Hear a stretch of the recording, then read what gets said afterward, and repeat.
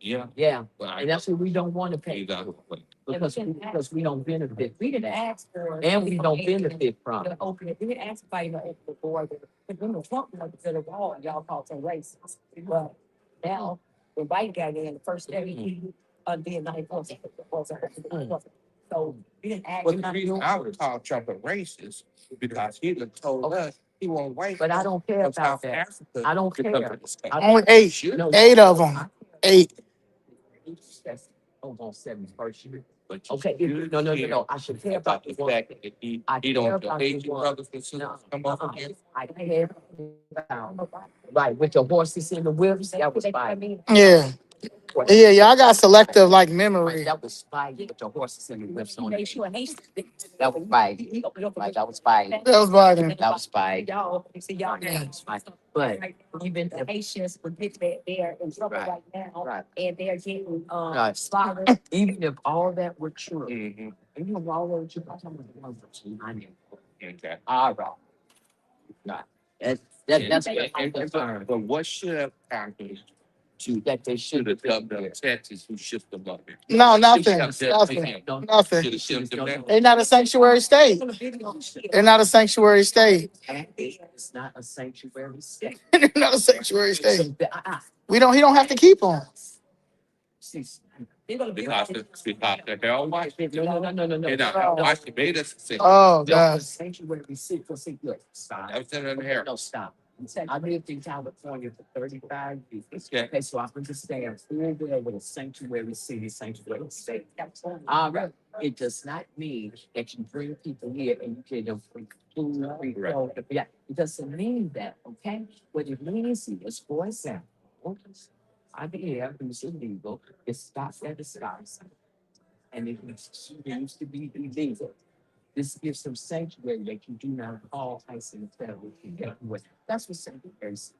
Now, anything more than that, even if it had the tax of the government too, which it doesn't, but even if it did, it doesn't change the fact that Carlos Ramirez Rosa, we were there. I'm saying again, Yeah, we will. we had hats and t-shirts. Okay, But let me- we were there. Yeah, And he No, you really don't want to hear. he stopped that vote, Right. which means he suppressed the vote. The Democrat did that. Trump let them fight out. Okay, he suppressed the vote and stopped the city from being able to let that be a referendum on the ballot for us to vote as together, even if Harold Washington issues. It came to a point. Okay. Yeah, but I But didn't. that's neither here nor there. Because it came to a point where the city no longer desired what Harold Washington, because he's good, Right. glorious as he may be, but he's not paying for it right now. Yeah, we- So the city said, we want to decide if we want to continue it. That should have been on the ballot. Stop that. If you recall, which Evans would and then when they went into the city, to vote for the citizens, Bill Johnson, did you decide to vote to not succeed? Yeah, You forget. All right, This was forget that after part. the Please don't forget that part. Biden sued him because he was trying to secure his part of the border. And he put the bulldozers and all this, and Biden took him to court and made sure he took his down. That was those barbed wires, big bundles of lucky. Yeah, Remember, he tried to secure his. I remember. And then Biden took him to make sure he could take this down. So they could release that. Remember, they kept coming in, remember, so in Athens, yeah. And Well, remember, let me ask you this. remember the fake news, so Yes. this wasn't happening. And so this wasn't happening. Let me ask you, This could have been because before. I'm, We didn't have to have this. But- We didn't have to have this. but I'm confused. What about what? I'm confused because the United States policy that went into Central America, and this is under Democratic and Republican regimes, destabilized Central. Okay. Now you got a situation, you're a mother with 3 kids. You can't get work in your country because what America did to your country. What do you do as a mother? You protect your No, children. what you do is you come in the right way. That's Okay. number one. Come in the right way. Stop there. All right. All right. Now, just like she got a mother of 3 kids, I'm a mother of 2 and 2 grandchildren. I don't have more sympathy for them than my children have the opportunity. Okay. Let's be clear on that. That's it. All right. Number Charity begins at home. Okay, number 3. Number 3, even if considering little Isabella and her children, okay? Biden has no right to open up that border and bring all these people over here and threaten our black slaves. And then funded them. I don't know. But And then funding, and them. he did, and then funding. Before he got You know, allowed, I know that he he, told you his but you spending know was that gonna be he- over. He told you that. he said, Black he officers. remember he kept saying, What's that? what's gonna happen when we with Title 42? Yeah. This Title, remember, they have the media. That's so high. Did you see a new bill explain? They told you. But look, No, I no, was- listen, they've been telling you, they finna You bring. cannot open up, you just bring all these people over here and then turn around and tax me. Mhm. And then to the point where we don't know if we gonna keep on. I was No, thinking. no. That's why y'all in here right now trying to figure it out. Look, Isabella and them need to fix their country. That's it. Because we did, when we Because black did this Americans, we country. back for. Right, we fix, Yeah. fix. Okay, so Isabella, That's what they need to do. Isabella But to fix But their country. when I was in Fort Sill, Oklahoma, for MIT training, and my Time magazine put out front on the head of the magazine that the Spanish were from number one America. Okay. 10 years came. And they can be, but they And in the right way. Right, And you're right. No, and they can be, but they need to do this. That's a black American. You know what I'm saying? If you allow. I don't care about that. I'm talking about right now. Right, right. What about the kids? What about the kids who not eating today? Because I bet. What about our kids? Mhm. Our kids don't eat. What about our kids? A time that he's like, Mhm. What about our kids? they're gonna see one bus on the cover of one of their magazines drinking off a club. They gave them housing assistance. They gave them new houses while y'all in here in this church about to discuss why y'all property taxes up Uh-huh. when they got new houses and housing and housing. Yeah. Go and do what you did. And not at all. And Yeah. and they take their job. You can't go to no other. I've been in Okay, church. so then why? You can't go So to the then why? bus. So why? Yeah. But we should. Okay, so because Mm. you probably should here for We should. economic resources and taking our resources, we need so we supposed to, so we as black Americans are supposed to. That's why you in this. That's why y'all in this church right now trying to figure out why y'all property taxes went up. The migrant crisis. No, I. Why? The migrant crisis? Huh? The migrant crisis? You don't. What the migrant crisis? No, that ain't got. Yo, I guess it is. They don't have a whole lot to do. Yes, it does. Y'all spent $2.2 billion. Are you crazy? You know. No, I'm not crazy. No, look, the Southwest investment. You remember that? Okay. The Southwest investment. All right. Do you remember? Right before COVID, all these other good, green market money for the Southwest. Happened with Okay, that. all right. What happened to? Okay, I'm gonna tell you. Okay. Because again, we've been in the business. So we're not making these people who come and tell you something. No, we sit in those meetings. Yeah, I know. Okay, now you might only see us speaking, but we sit in the meetings. And y'all do. Yeah. Look, For almost 4 years. What happened? So what happened to the Southwest investment? Okay, I saw Stephanie Coleman. It was me, Joey, Stephanie Coleman, and Greg Mitchell down there in the third floor automatic office. Okay, I asked Stephanie Coleman about Southwest investment because I had repeatedly asked from the mic for the black audience to meet with us regarding Southwest investment, and they would not. So one day, Stephanie Coleman saw me, so we in the third floor thing, and Greg Mitchell came there. They introduced themselves to us. And then then Stephanie Coleman said to me, you say that you want to be for the black audience. What is that going to do? That's not going to be nothing but a bunch of argument. So and I said, no, it's going to be us talking about our money. So she said, what money? I said, Southwest Invest money. And she said, oh, that money was a hoax. I said, hoax? I said, well, hoax. He said, we getting ready to have the building and real estate meeting. Y'all need to come down there. So me and Sylvia left and we went to the real estate meeting. Fast forward.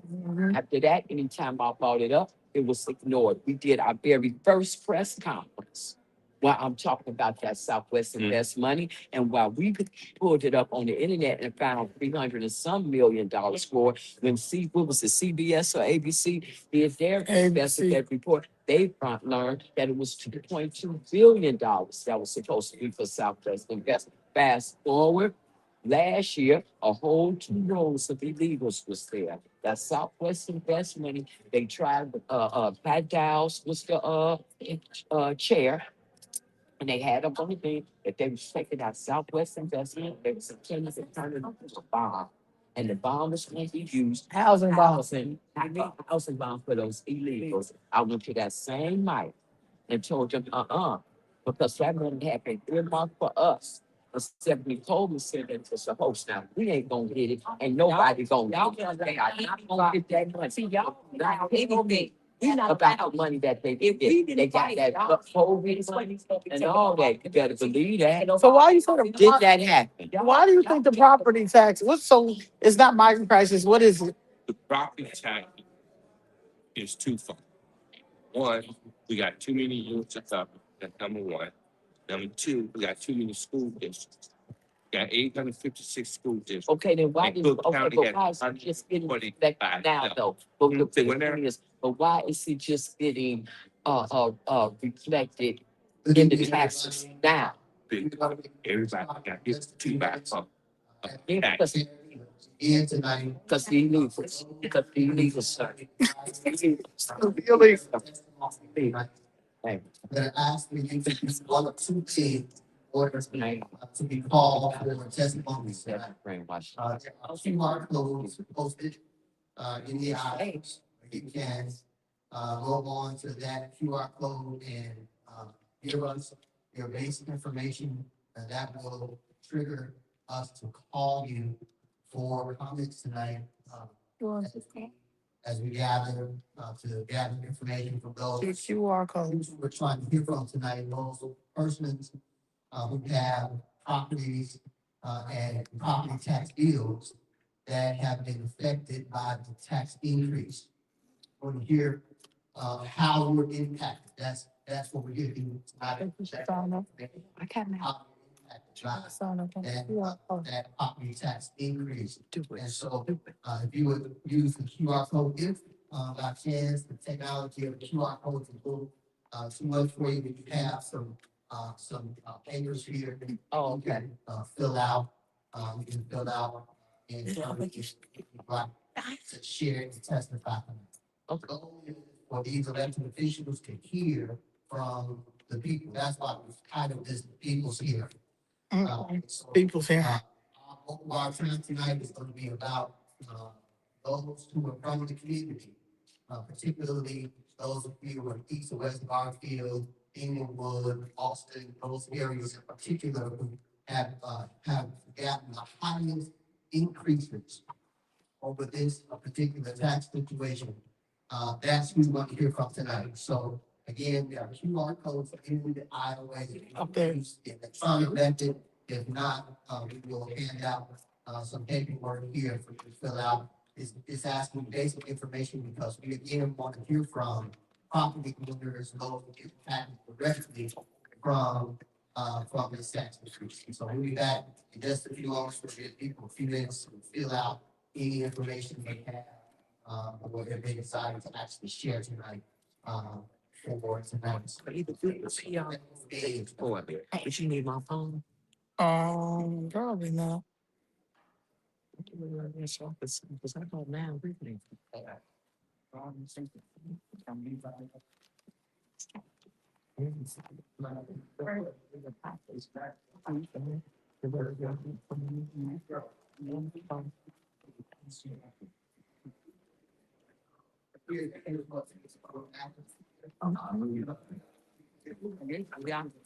Put it on phone.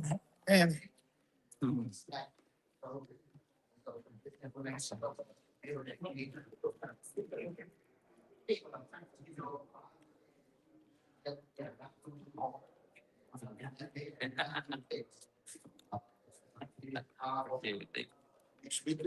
Actually, don't be fast. And you don't shoot back and y'all do that. Which one? Be in the church, right? I didn't inform from you. All right. I didn't attack you. I didn't attack you at all. I didn't attack you at all. If I would have, I own up to it. Okay? Because you're not gonna arrest me. So I would own up to it if it was me. I mean, what else? I didn't attack you. I was there. I listened to you. I asked you what about Brandon Johnson. I said that, but I did not attack you. Okay? Let me show you something. I brought it with me for this reason. So you can see how serious I am. Okay? I didn't even want to do this. But I didn't even, but I just in case if they would have gave us a problem. Since they preach us. 1600. What's what? What's your decrease to 1600? 18. Over 18. Over 18. Okay.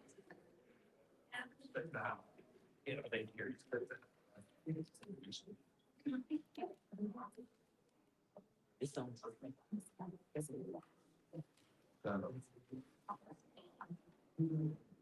Oh, thank you.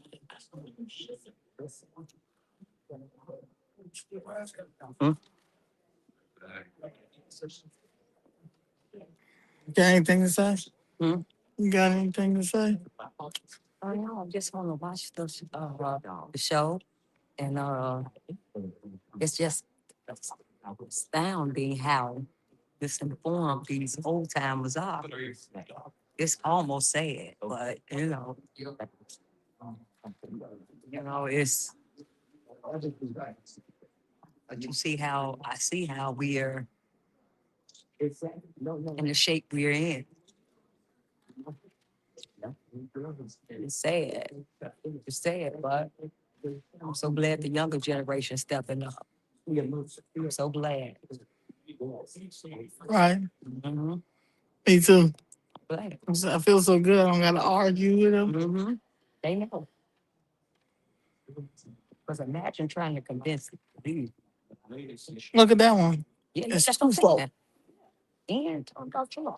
Trump opened the border and Greg Abbott and all. See, imagine trying to convince that you could. Oh, I'm glad.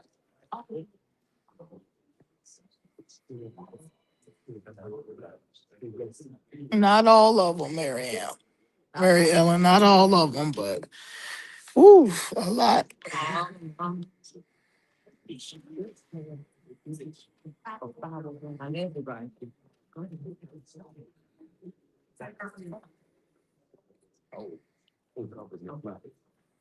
All of us are there to go to the North Cash App because today, all of us are there to go. All of us say, what? It is the office. And then what's going on? It's don't. I'm vaccine, okay? It's, I don't know. Yeah, that's city. You see it. Okay, but what is it? This thing.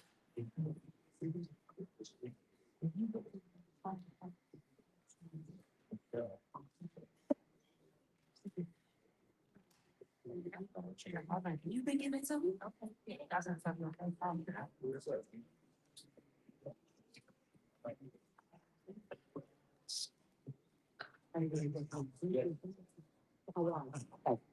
is okay.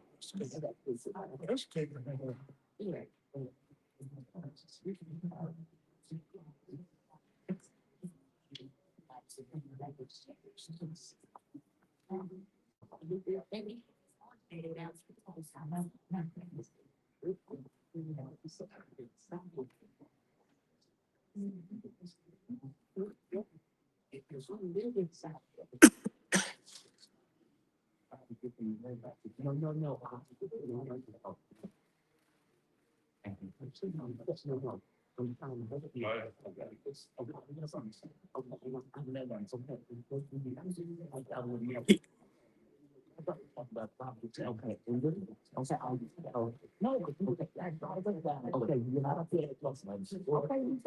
Mhm. Because you got to hold Brandon Johnson accountable. He can't because he's trying to get that CTA board meeting. He trying to get that appointment for the CTA board. But today, So that's why. and city council vote on tax. It's a raggedy one. That's state too. Yeah, that's right. Don't be sarcastic, because we can go there. I am, no, no, no. I am acting like one. I give the courtesy and came back here and talked to you. Now, I don't have to agree with you. I told you, I'm getting ready to, when I get ready to sit down. When I get ready to sit down, how are you? I got bits in my, how are you? I'd like you to have a seat. Okay, thank You're you. welcome, but you have to have. We getting ready to. I went back there to have Let a me tell you, conversation have a seat with or him. get out.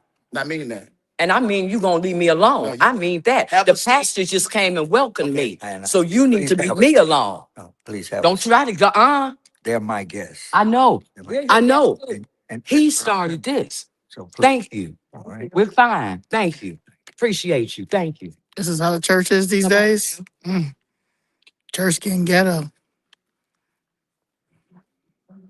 He just mad because he didn't get that Mhm. CTA appointment. No, They will, when they remember they wheelchaired Jesse Jackson in there. no, I'll tell you what he mad about. I don't really know. I'll tell you what he mad about. No, He got caught in his own lies. He got caught in his own lies. And he want to have a confrontation on camera. He wanted a confrontation on camera. That's what he wanted. Crooked clergy. Crooked clergy. He wanted a confrontation on camera. That's what he wanted, because I went back there and had a peaceful conversation with him. He mad. He mad. Welcome everybody to the people's hearing, convened by. They all corrupt. Network. They all corrupt. We appreciate those who have gathered. Because he took migrant crisis money. Short introduction, and then we will get right into the testimonials of our guests, those who have come tonight to share regarding the situations. I will not get ahead of our leadership. We're grateful for those who. Raggedy terror. Again, there are two ways to get to the mic tonight. Two ways to get to the mic tonight. You can utilize the QR codes and the QR codes, fill out basic information that will allow me to call you in order to share your testimony tonight regarding how you are impacted directly by these tax increases. We're grateful for our invited guests tonight, and Southern will introduce them in just a few moments. To begin tonight, though, we're going to ask our host pastor, Pastor Chairman Michael Eady, to come and he will greet us and provide invitation. Will you clap your hands and welcome and thank God for Pastor Michael Eady, our host pastor? Thank you, Bishop Brown. Certainly want to extend a welcome to each and every one. I come at a really great opportunity to have been asked by leadership of the Leaders Network for us to open 5 doors for this very important hearing and for this very important cause. And so each of you, you're my guests here, wants you to know that you're welcome. But I do I am a member as well of the Leaders Network, and there's a mission that we want to accomplish here tonight. We want you to be able to share what you want us to know, what you want, and the panelists that are going to be sharing it with us to know. And so we're just very happy for each and every one. Just to let you know, the restrooms are right out that door there, or you can go around. Both men and women. Overall, I'm very welcome, and I do want to salute the leadership of the Leaders Network for having this vision and this taking this initiative to convene the community. Father, we love you, and we thank you. Yes. For all that you are, and we thank you, God, for all that you continue to do. We thank you, Lord, for the vessels that are in the earth that are lending an ear to your voice. Yeah. Not only are we hearing your voice, but we're hearing the voice of the people. And so, God, we ask you now to let this be a very fruitful exchange for information to be shared, for expressions to be given. And then most of all, God, help us to find solution. Help us to find a path that will be able to address the matters that are before us. And so we thank you for it. We bless you. In Jesus' name, amen. Amen. Thank you again. One more time, can we give God praise for our host pastor? And the glory, the glory, the people, the things of the heart, and the things of God, the place of the glory for. Yeah, my name is Dwight Gunn, Bishop Dwight Gunn, and I'll serve as a moderator tonight, to lead us through, people's hearing tonight. We're grateful for the leadership of the Leaders Network, who are in the room, several of them in the room tonight. We're going to hear, from, some of our co-conveners as well as our president. We're grateful to God for them and their leadership. Pastor Cy Fields is going to come and he's going to share welcome from the Leaders Network. Can you celebrate him and thank him for being here tonight? Good evening. Thank you, Bishop Gunn, and thank you, Pastor Edie, for being such a gracious host and opening your doors and allowing us to be in this sacred space today. I'm really grateful for Leaders Network on behalf of the chairman, Pastor Marshall Hatch, co-chairs, Pastor Patrick, and myself, and President Cherry, and his board of members. We welcome you all. Please be here because we for the last 20 years or so, the Leaders Network have done our best to stand in the gap and to stand up on various issues that are germane to the West Side of the city of Chicago. And of course, this issue regarding the property tax is one that is very important and has touched the lives of many people. And we're so glad that you're all here. And I am grateful for the Leaders Network and other pastors and other leaders around the city who have taken up this very important issue. Just prior to coming, I sent a text to my members, and one member texted me back, and I asked, saying, did you get hit hard? I texted. And she's a Siri. All right. And she said, Pastor, I don't know yet because I'm scared to open my bed. Oh my God. And I didn't quite know how to react, right? You know, I understand her energy because like a lot of us and a lot of seniors on fixed income, right? And to get an increase, I'm gonna tell her she's gonna have to open because if she needs some help, you want to help her, right? But it speaks to the issue that affects many people. And so tonight, you know, we hear and people's hearing so that the people can get some answers and get some help. That's why we're here. And I'm grateful for Bishop Gunn and others who have invited guests here. Hope they come, you can hear and get answers. Because again, it's about all of us need some help. I'm impacted by the high taxes. And I need help. And that's why we're here tonight. That's the purpose.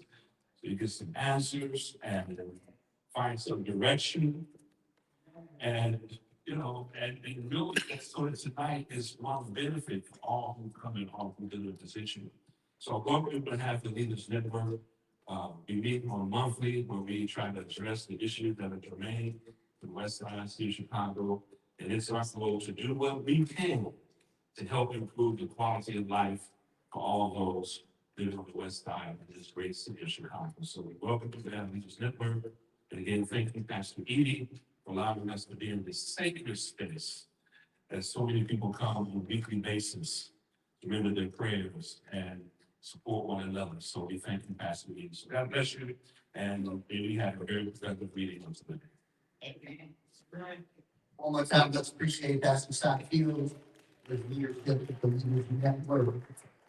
We are now hearing from our chairman, Pastor Marshall Hatch, who's going to come and share with us our purpose tonight, and why we've convened. And so we're grateful to God for his leadership in this room, through his vision and through his urging us as a clergy from Chicago to stand up and make some noise on this issue because we know it's impacting all of our people.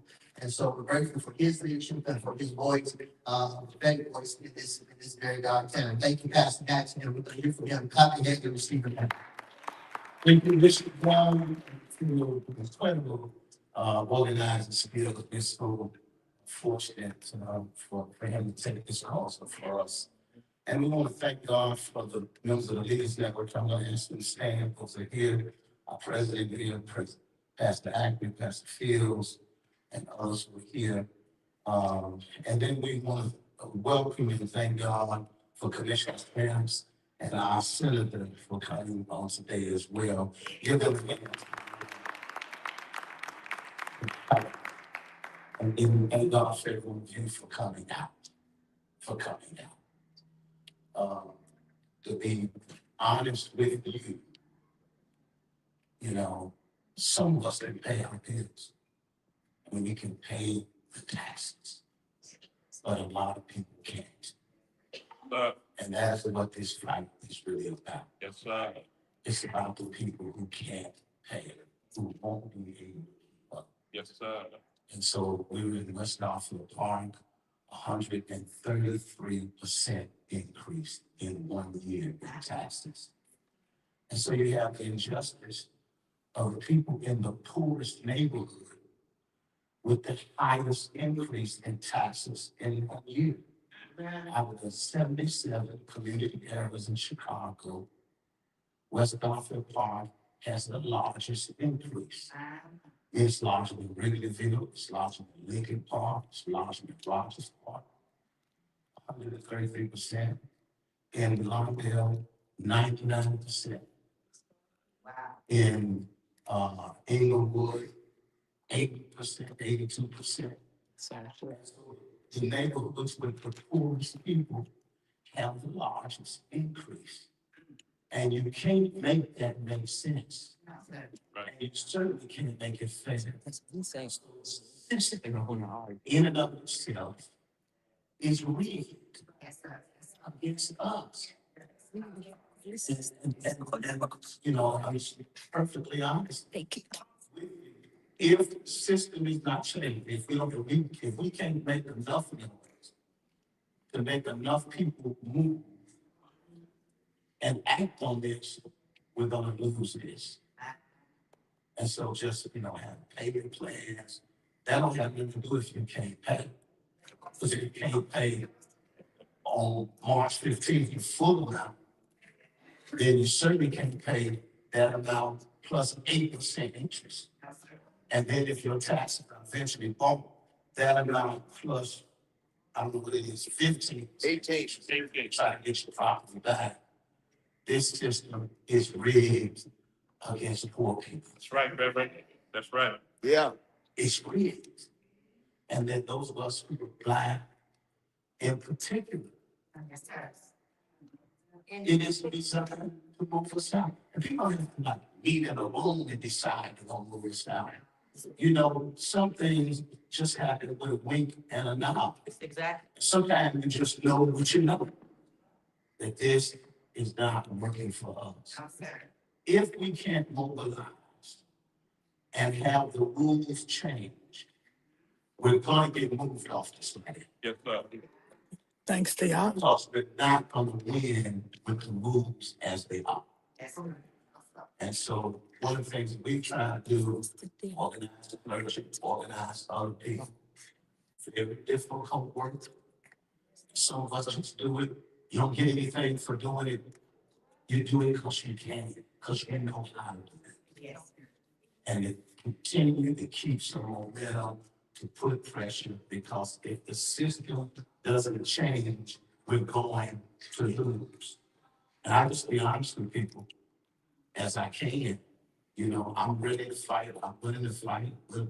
Whatever we have to do, you know, to keep the momentum going that we've created.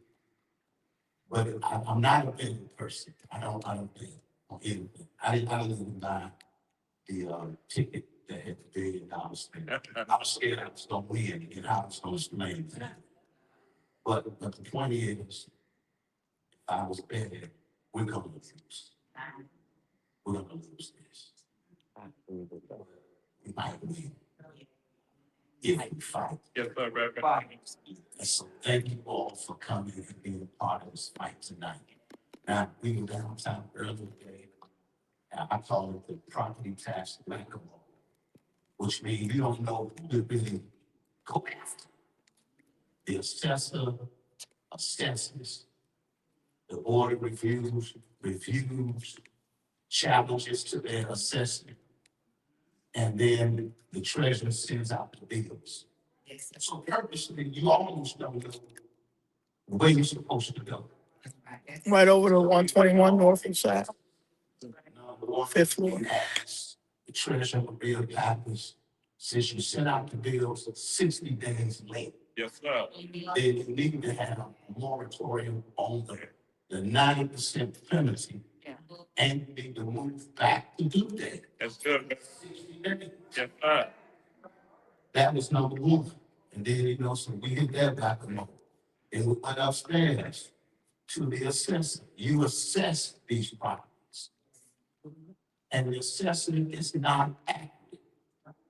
And so what you need to do is freeze, number one, roll back. Roll back. Tax the way it was last year. Yeah, And then freeze it right there. right.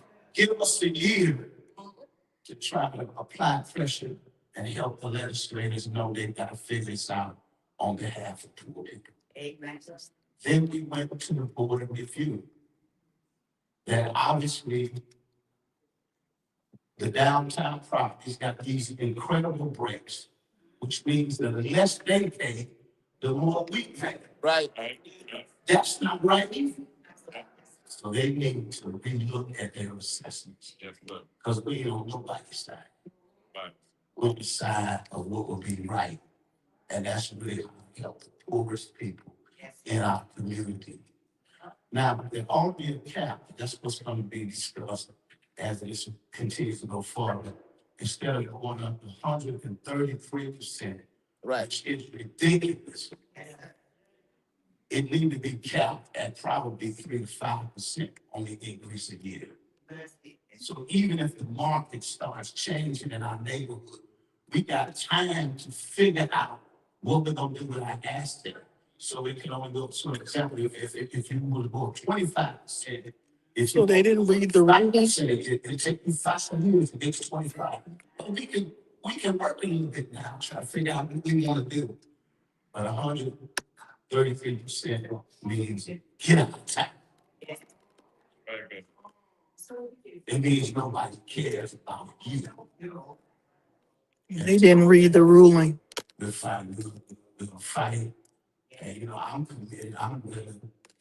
Members of the Leaders Network, we're willing to fight, try to, get people out there what's going on. And I know how it is, when you demoralize, you don't think it's anything you can do. It is something we can do. Yes, sir. If we mobilize and work together. Yeah. Everybody reacts to our action. And so we try to keep some action going. And tonight, we got these videographers here, and they're gonna take your testimonies. And we want to thank 2 of our public officials here. They all were invited. Yeah. Right. And so the reason they are not here, they need to explain that to somebody. But I don't know, a more important place to be tonight. Right. Full city of Chicago. I think we keep And that. the People's Church of Harvest, talking to the people with the highest outrage. The assessment, the board review, and the treasurer, you really didn't have nothing else more important than tonight. Unless she was in the hospital. Well, other than that, they should have been here. Yes. So what we're gonna do, they're gonna take your testimonies. And then, with these very skillful videographers and these young people that know how to do documentary, they know how to do social media and everything. What I want to do, I try to get one of my grandkids show me how to do. They'll know how to help us to create storylines that can continue to build momentum as we build out. Now, pay attention to the news reports. The news reports that we make. Okay. It's not. Y'all not even making it to news. And they start using their language. Mm-hmm. And then their jobs, some of them have peace and heart, they wake up. And the assessor used our language the other day. He never said the system was rigged before. Yeah. We used that language, he used it. Yes, sir. And the fact that they're blaming each other means we're right. That's it. That's it. In other words, nobody's saying it's right, they're saying it's their fault. And so we got to keep the heat on. We got to keep the heat on. And that's what we'll do. So that's the purpose. That's what we're here for tonight. And we'll again thank the pastors and thank the members of the Leaders Network, and then thank the community residents. Right. Hang out tonight. Let's see what it's really the story and the church city, man. Man. Wonderful. All right, we're going to sit down to hear from you. Want to hear from you. And I'm sure this. we want to hear from you and sharing of your testimony. Now, share with you there. We forgot. One, I'm so sorry. We got Sister Bathsheba Wyatt Draper here. She is a voter registrar. And we said we would never have another meeting Right. without people having the opportunity to register.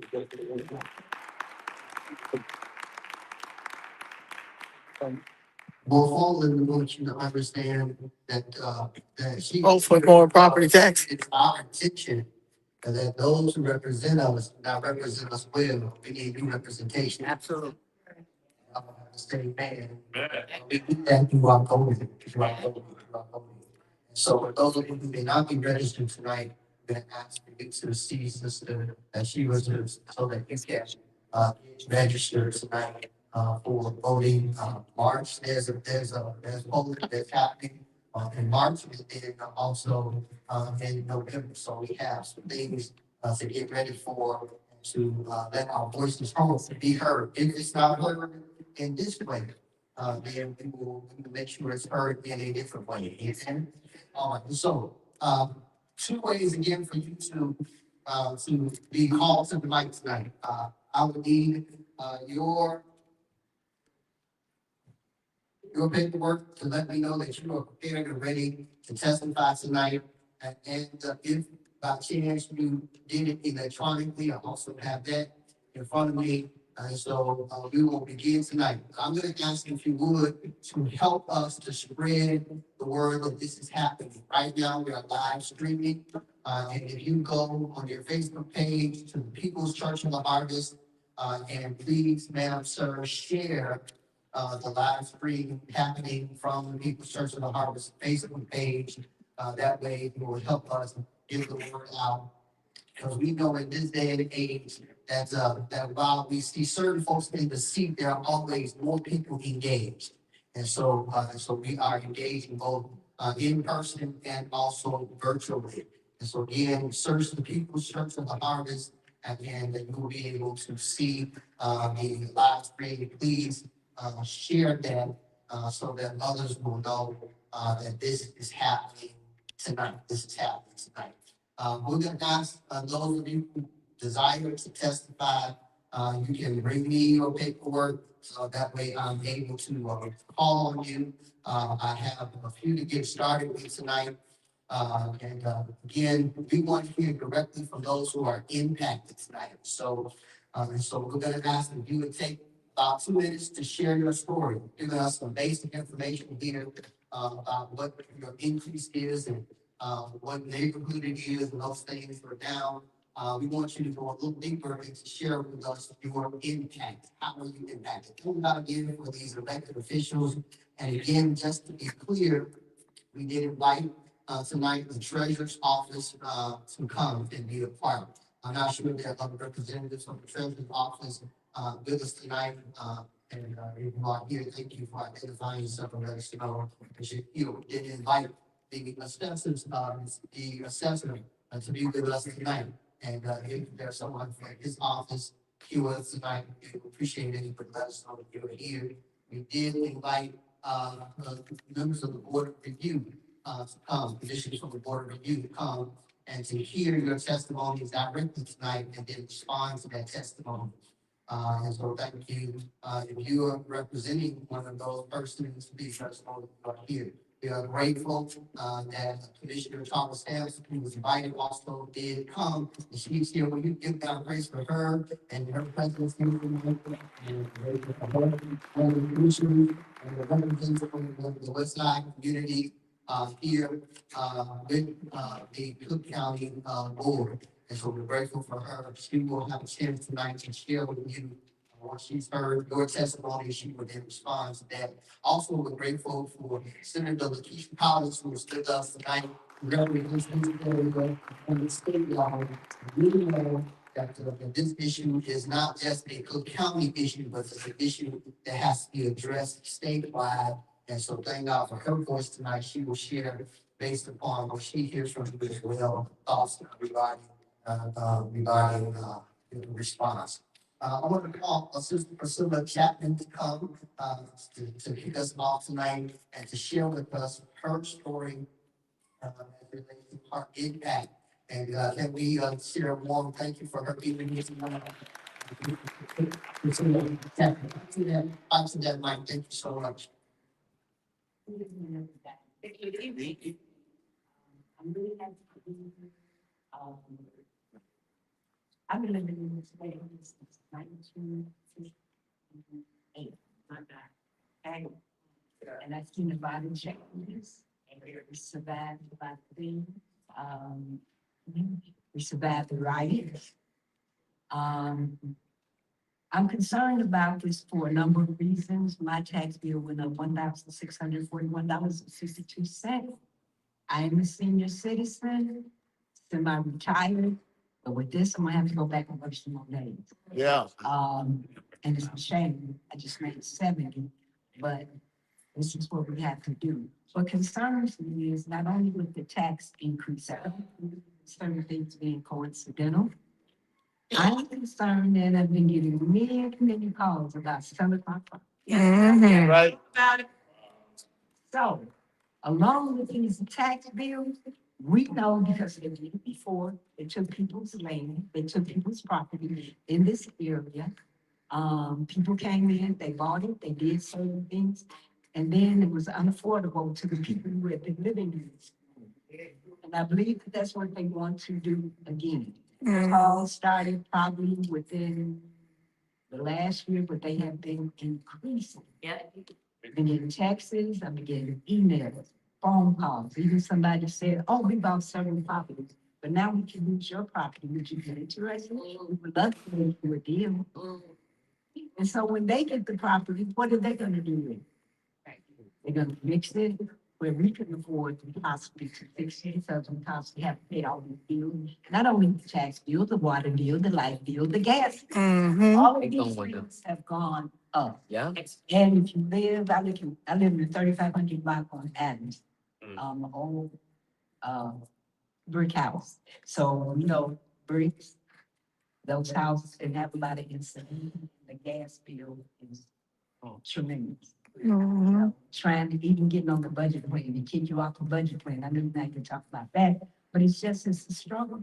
And then you have this, so what do they expect us to do? And yes, I do believe they're trying to force us out. And the last person that called me, I told them what I thought, and not some nice word, but I told them I wasn't going nowhere. My mother and my father. Come on. Come on. Come on. Let's go and do this. And it's also a shame that it's not more of us sitting in there. Because a lot of older people and their children that have this property. Yeah. So we need to get the word out in a better manner so these people will come and we have to drag somebody out. But we need to be here because when they look at this, they think we don't care. This is our legacy.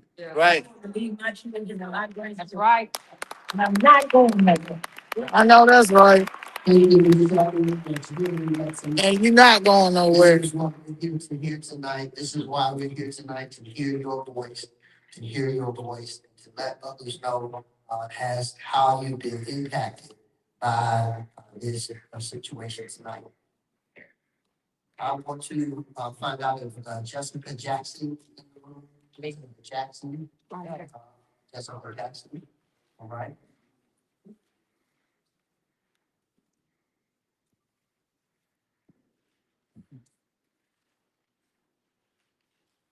Thank you. My name is Jessica Jackson, and I'm a resident of South Shore.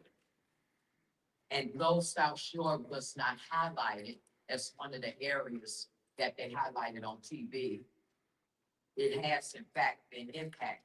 I personally had a property tax increase of $1,811.61. Wow. And the catastrophe, in my case, which a lot of people in this room know about, and particularly the Cook County representatives, they know. As it pertains to you, sis, I understand, because I've been going to City Hall and Cook County for the last 3 years, fighting about my mother's probate estate. Because they're stealing property by way of the probate process. It's very important for us to understand the federal ruling that happened the other day that named Cook County tax sales to be unconstitutional. Because that's the way that they were getting our properties, from those tax sales. This increase, drastic increase like this proves that they were on a fast track to try to get our properties through tax sales. And because of that case, they won't be able to do that. So that's a very good thing, a shout out to those people. But I want people to understand that the land grab, the real estate grab in Cook County and the city of Chicago is real. Now, as it pertains to those Chicago Live interviews, where Maria Pappas was there, the assessor, the board of review, and you're absolutely right. It's not this person, it's that person. It's not this person, it's that person. Yes, but it goes even higher than that. We're in those city council meetings, Cook County meetings, board meetings, every meeting in the city we attend. Because again, I've been fighting this issue about my mother's estate, and everybody in this room knows it. One explanation that Maria Pappas gave, and you alluded to it as well, that the property taxes were as a result because the properties downtown, the high rises, weren't getting the money from their tenants and stuff because they weren't renting them out. I want you all to understand this one thing, and Ms. Stamps knows very well about this. It's that one issue that I had in my property, part of my mother's probate case, is that the public administration had wrongfully and illegally got involved in my mother's estate. My mother had a full-fledged will. She didn't owe anybody a dime. But yet the public administrator violated my mother's will and got into my mother's estate. Because of that, they instructed the first floor tenants and the basement tenants to squat in my property since February 2023, thereby depriving me of my income. So now the downtown businesses can get a tax break because they didn't get rent from their tenants. Then why should not get a tax break for me not getting rent from mine? And also, South Shore is being shown to have the highest amount of evictions in the whole city of Chicago. That means that a lot of landlords over there are not getting their rent. Yes. So that means that a lot of landlords over there ought to be able to get tax breaks, just like the people downtown.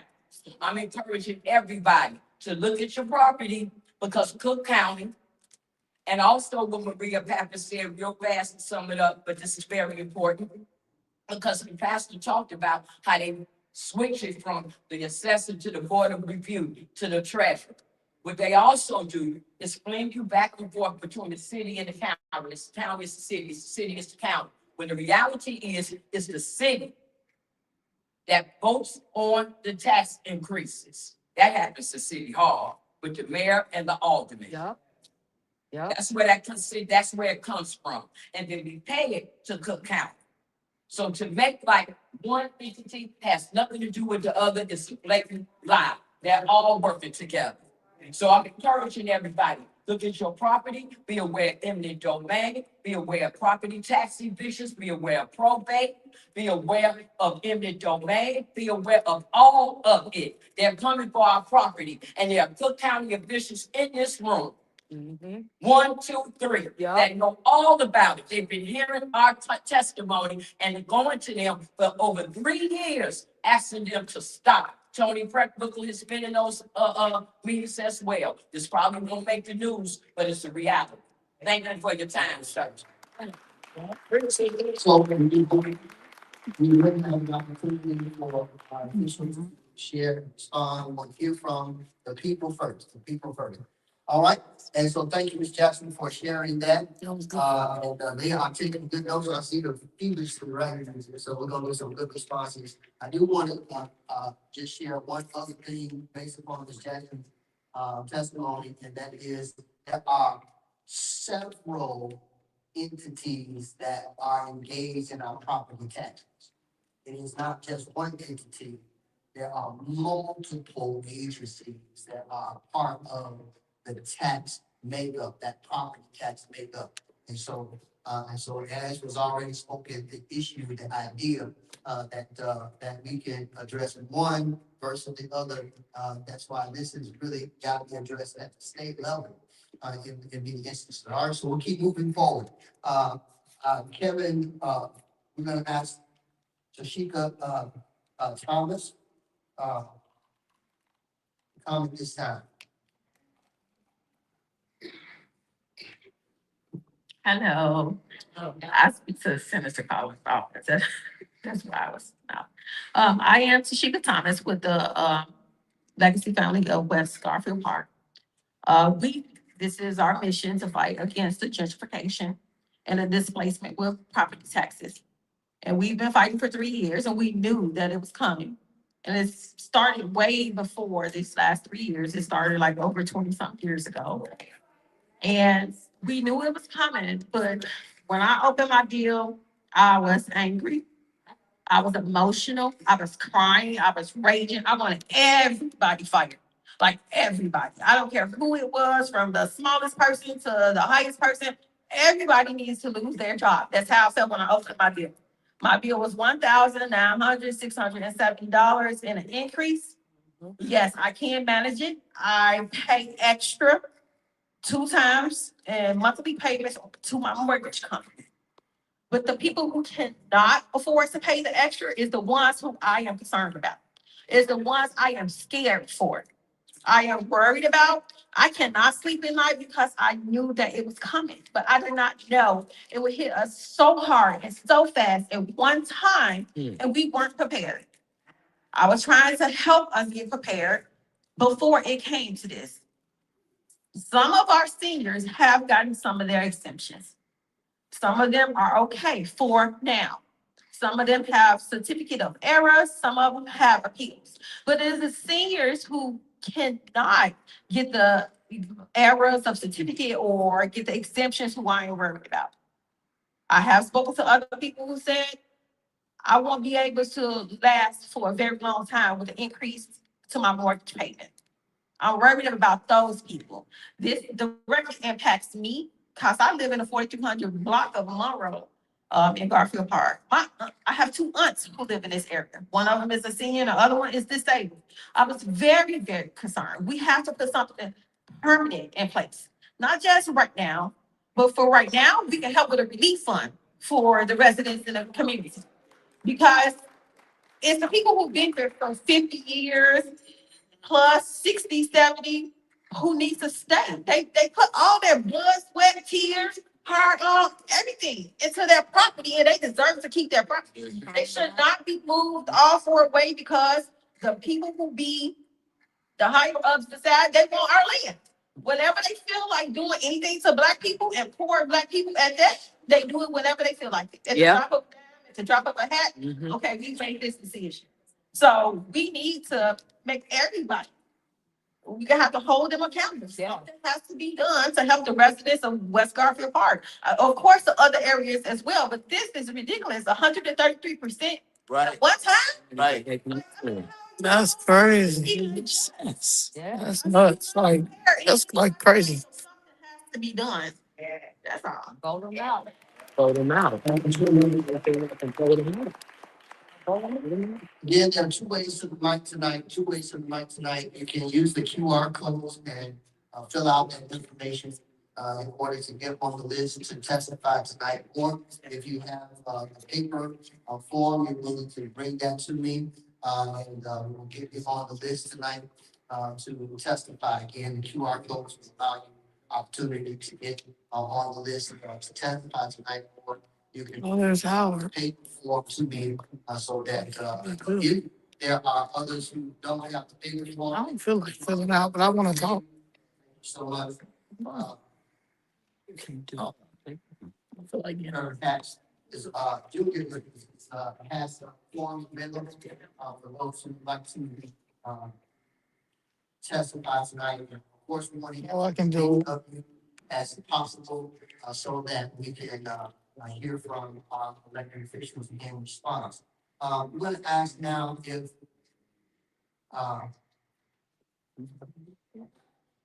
Ina Chapman, you in the room? Ina Chapman, let's welcome her to the mic this time. Good evening, everyone.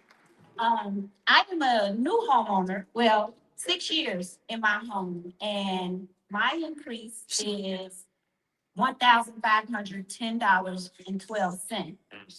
And all of mine is usually taken care of through my mortgage, what have you, but I'm a little nervous because I don't know if I could keep this up.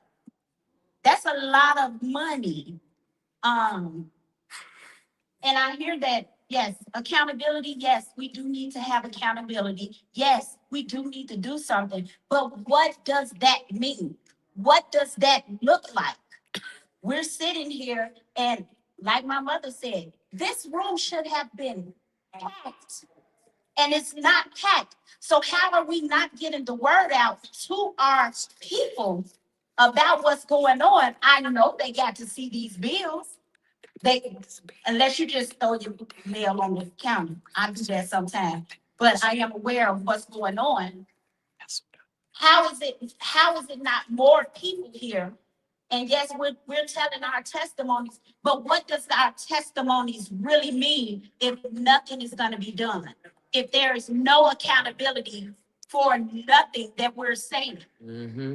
I mean, yes, we know we need to have action. Yes, we're ready to fight.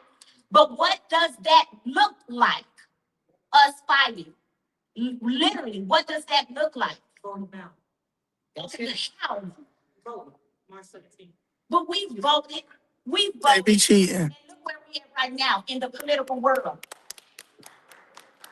I mean, everything like this whole thing is rigged. Yeah. That's rigged. So No. what does that look Nah, like? you right. Like, Yeah. what does that look Boycott. like? That is my concern. Stop paying the shit. Because yes, we're here, these people, we want to do something. We're here and trying to do something, but we can't take a step if no one is willing to walk with us. You got that right. So my question again is, I heard she says, vote them out, but how do we vote them out? Literally, how can we do It's a this? machine. We know what needs to be done. This is ridiculous on all levels. All levels. What can we as the people do? That's my. Boycott. And we definitely, certainly, we would have some very directed response to your question. As we continue to move forward tonight, that is a question. What do we do? What can we do? And certainly, the Leaders Network, is, poised to help, in that area of leading in those areas. And also we'll hear from, some of our officials tonight. All right, I'm gonna ask now, if, Daisy Black, and of course, let me just share this because I didn't share this earlier. I do have a timer on you, and if it goes too long, I haven't had to do that tonight, but, we go a little too long in the video. We will, ask you, to finish your comments at another time. We do want, Sister Daisy Black to come, Daisy Black to come and to share in her testimony tonight. Let's, welcome her to the mic. Thank you. Thank you. Hello, everyone. I first want to say thank you to the Leaders Network, for being in this meeting. We need people like you guys, to fight on our behalf. So I appreciate it. And I just wanted to put that out there. I'm not going to go off the preacher. I'm not going to be here long. Very selfishly, I just want to share that my tax bill went up $3,207. 3,000? Let me say it again, Please. 3,000 Whoa. Oh my God. and $7. Mm. Now, I'm an elderly woman, I'm a disabled woman. My sister and I are in a building that my parents purchased Come in on. 1954. Oh, legacy, man. Legacy. We've got property elsewhere, Legacy. but I made a conscious decision to come back to East Garfield Park. Mm. A conscious decision to come back. Took care of my dad, Hmm. along with my sister, until he passed away.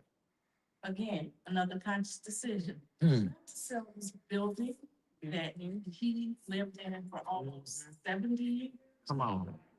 but to stay there as a legacy for my children, my nieces, my nephews, my grandchildren.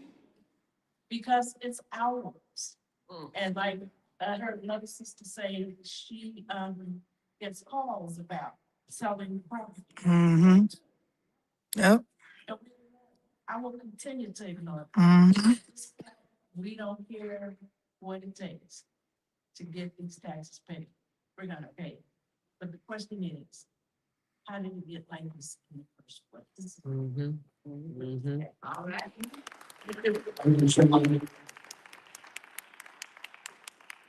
Sharing the testimony. We're gonna call down to the mic Renee Hutchinson. Hutchins, I apologize. Since Renee Hutchins, thank you so much. Let's welcome her to the mic. Good evening, everyone. Good evening. Giving honor to God who is the head of my life. We go work this thing out.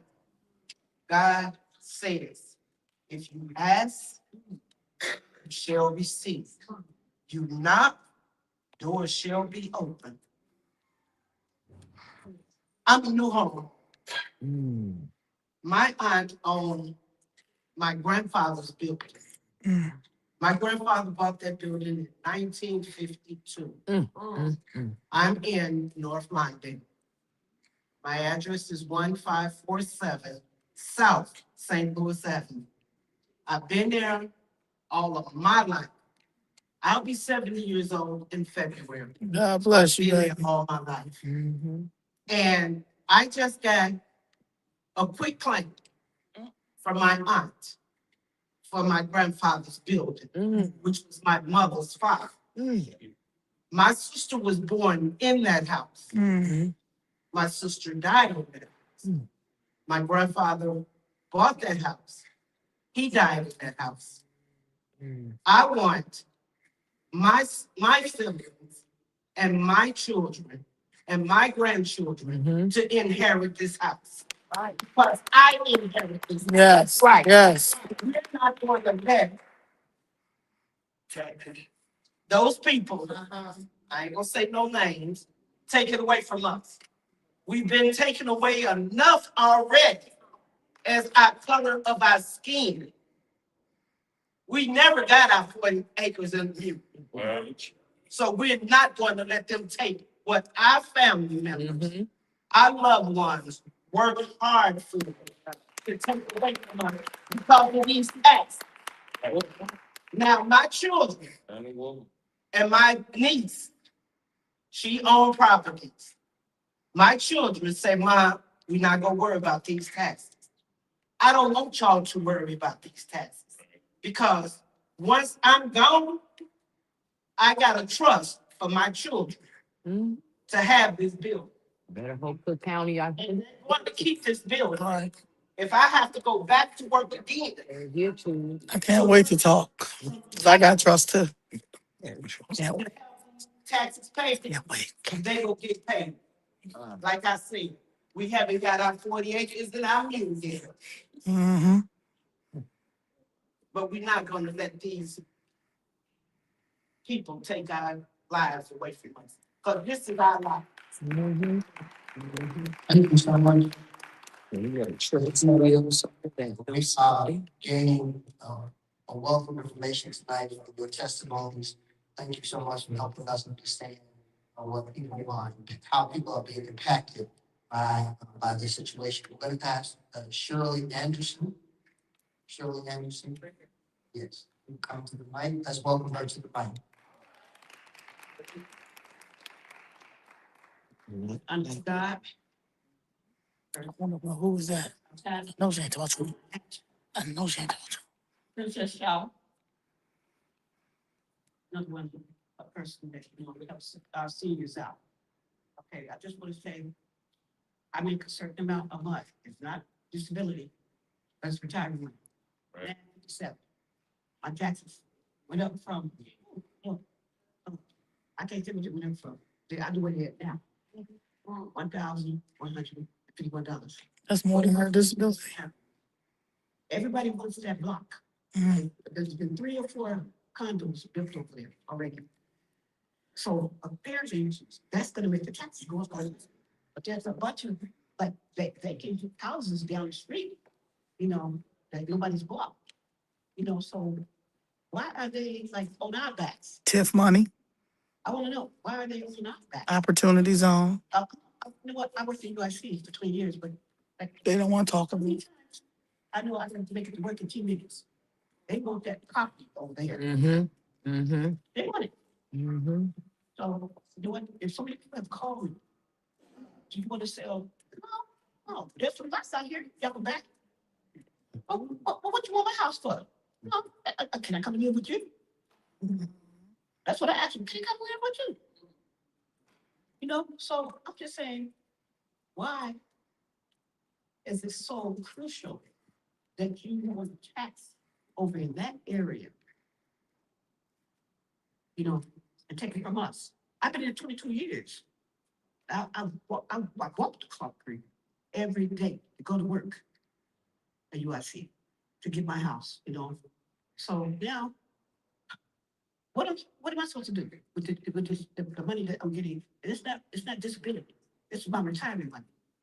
And I can't even pay those taxes. So I should be able to, like, you know what? I can retire, and have a little change in my pocket. I ain't got nothing. So that's all I have to say. Thank you so much for your testimony.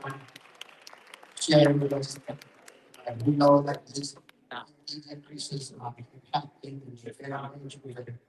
a beneficial way. Patricia Woodley. In the room, Patricia. These folks, taxes went up because of the. What is it? Tax increment financing. Tax increment financing. I would like to speak. Because that's why. Perfect if you explain that. So they knocked down my bitch. Patricia Woodley. Yeah, that's so, Yes, sir. that was true. The immigrants too. Somebody said the immigrants too. The immigrants. Mm-hmm. Had our money. Please tell them. All right, just welcome to the mic. From the bed. We can sing together, we can all talk together. Let's respect him at the mic. Thank you. First of all, we shout out to Mrs. Cody Shaw. Trusting them. I have an issue of, my property, my mom waited, some years, with my dad was for years, that owning property that the taxes, went up immensely. Can somebody help me back this, give y'all this tax bill, y'all have given me this? Is somebody here that did, I can help me out with this? Like they help you leave it. Shaw can help me out and list it with this flood and to deal with that. This tax issue is off the chain. Swear to God, it's crazy. I'm 70 years old, I'm 70 years old. My mom, Oh, man, that's too many elders in here, man. she works for her. And I want to continue her legacy on that. Mm-hmm. Love the legacy, more people here, that's what it does. People here off the chain. They come, but I want to appreciate the ladies, gentlemen that's here tonight. Saying I'm making no speech, but help us. Help the older people that's here, and I want so hard to get over gap now. And Don't take this stuff on us. Y'all, you know, you take it. Mm-hmm. Or It's taking it. Thank you so much. 70 years old. it's like 5 so far. We understand. Yeah. And we understand that there are those who are here tonight, who are looking for very specific and direct. One of our purposes tonight here from, and we do have some folks in the room, who have the desire to, look at some of your situations, directly, particularly from Commissioner Stamp's office. And if there's some way in which they can help make sure that there's some things that may not be on your taxes and their exemptions and other kinds of things. We can look at that and they'll do so tonight. You'll hear from her directly in just a few moments, we have Talia Thompson from with the West Jackson Pride. Amen. Thank you for the opportunity. When you're reading something from Sunrise Baptist Church, 351 South Kilburn, found in West Side Blood Club Association. Born and raised in this community. Property on 4200 block Jackson. Raised right off of Heroin Highway. Raised on the Heroin Corridor. That is the worst open air drug market of a corridor that exists in any place in our entire state. Right off the last Van Buren. It is hurting my heart to hear our elders come to this mic. Right. Yes, sir. Big Yes, sir. for assistance. Yes, sir. It's tearing. My grandmother migrated from Clarksdale, Mississippi. But she didn't have the opportunity to live in Clarksdale. Mm-hmm. She migrated right outside of Clarksdale, from a plantation called Stonewall Plantation. Come on now. West side of Chicago. And clean white folks toilets. Come on. Building at 4015 West Van Buren. And they are pleading for help. I believe one of the ways to assist our people is to change policy and legislation. 1978, in the state of California, the exact same thing happened in California to its residents. Those residents said, there's no way you're going to take our property by raising these taxes. And they moved forward Proposition 13. Proposition 13's referendum, first of all, it started off as signatures. And they were able to galvanize and get over 1 million signatures. The government saw that they had over 1 million signatures and decided to place that referendum on the ballot. That referendum, Proposition 13, went on the ballot in 1978. And once it got on the ballot, over 2/3 of the people who voted in favor of that proposition, and those taxes froze their patch. They stayed right. They went back, like you said, Red Pat, to where they were supposed to go to, and they froze. All right. I'm not saying that that is the legislation, but what I'm saying is that that is something that extreme that needs to happen. Where a million people said, "We're not going to take this." No, Thank you so much, Mr. Absolutely, if we don't fight, we don't win. Right. But if we do fight, we might win. And so we're gonna keep with the fight. We gotta keep with the fight. Mark Carter is stepping down with comments. So since we're in the church, I'm trying to PRA-Y, we finna start PRE-Y on people like KD and the rest. Now, I want to ask elected officials, especially the county elected officials. The question I asked KD, and he refused to respond. Who had the authority to only spread these increases in our areas versus across the county? Because that's where the problem starts, right there. You take $500 billion and you only spread it into less than 10 of the 77 communities in a couple of suburban areas. Who had the authority to do that? Are you asking me the question? Shanae. Yeah. It's not having work with this. Why? Okay, so the question is, who had the authority? Because Chicago has 77 communities. Right? When you look at Lincoln Park, the increase was just under 6%. So who had the authority? Who has the authority to spread the increase? Okay, pay attention to that part. Right. That's where the increase, part of the increase came from. Because it was only spreading a small amount of the 77 communities. Okay. And I want to say to us, we ain't upset at you. Right, That part. right, We too peaceful, right. That part. way too peaceful. Now, I'm gonna be peaceful tonight. I'm usually raising sand. I'm a little older now. I'm a little older now, right? But y'all way too peaceful. Way too peaceful. Now, First Katie admitted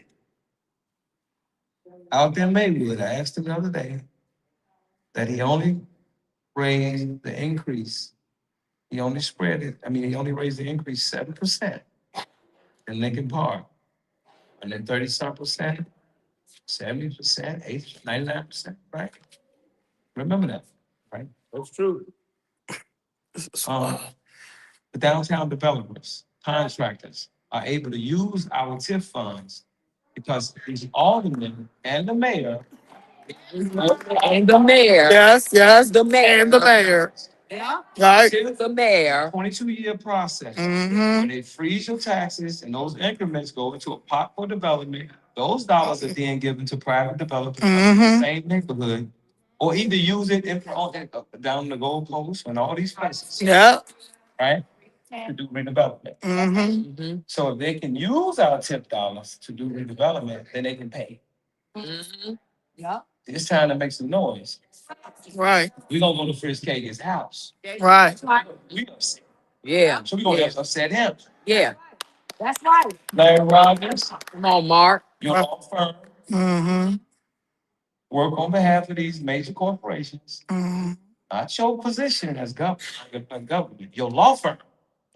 You, Burke, all those different, Mm-hmm. Madigan, them, all your law firms, Tax farms.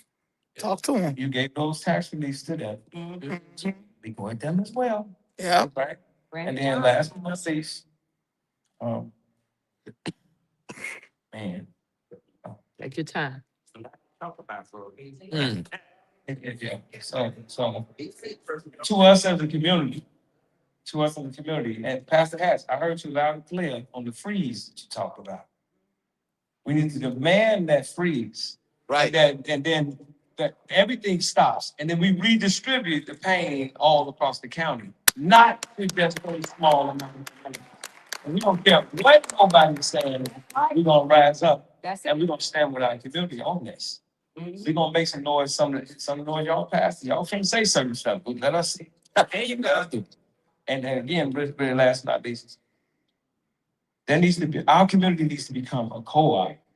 So we use some of the money to pay the taxes, we get a line of credit, pay the taxes, redevelop, and then use that money to then unseat those who don't cooperate with what we're talking about. So we take a couple $1 million to get us about $10 to $20 million. And then we take a portion of that money and go out to anybody who don't go along with what we say. Mm. They can't stand up and fight for us, we don't need it. Thank you, Mark. We need money. You know what I mean? Y'all see the Democrat Party, what they just do? They just borrow $10 million so they can win the elections, right? Okay, well, we want a line of credit. We want to all get together, put our monies together. Because I just bought a few pieces of property right in time for the increase. I don't even want to talk about it, how much money I got to pay. Right? All right? I'm upset. All right? Thank you. Right. All right, we have one final, and then we're gonna hear from our elected officials in response to your testimonies tonight. But I want to give yourselves a hand for sharing tonight and for helping to enlighten what is happening, how we're impacted by this Howard Ray. That's good. You had Zoe. Mhm. Yeah. Hello, my name is Howard Race. You mentioned the referendum. I'm like a prophet. I knew this was coming. I created a referendum called Reran where blacks for reparation wouldn't have to pay property taxes. This was almost 2 years ago. And I'd like to thank Reverend Edie. He was the only one let me, out of all the churches in Chicago, put his petition in this church so we can get signatures, because we needed 100,000 signatures to be able to get that on a ballot for November 5th of last year. Now, you mentioned earlier that some of us can pay taxes, right? But here's the thing. We are admitting, and they have admitted that this is illegal, this is unfair, this is arbitrary, this is Unconstitutional. so for those who can pay, why feed them money to demise our community? Keep giving them money so they can bring us down.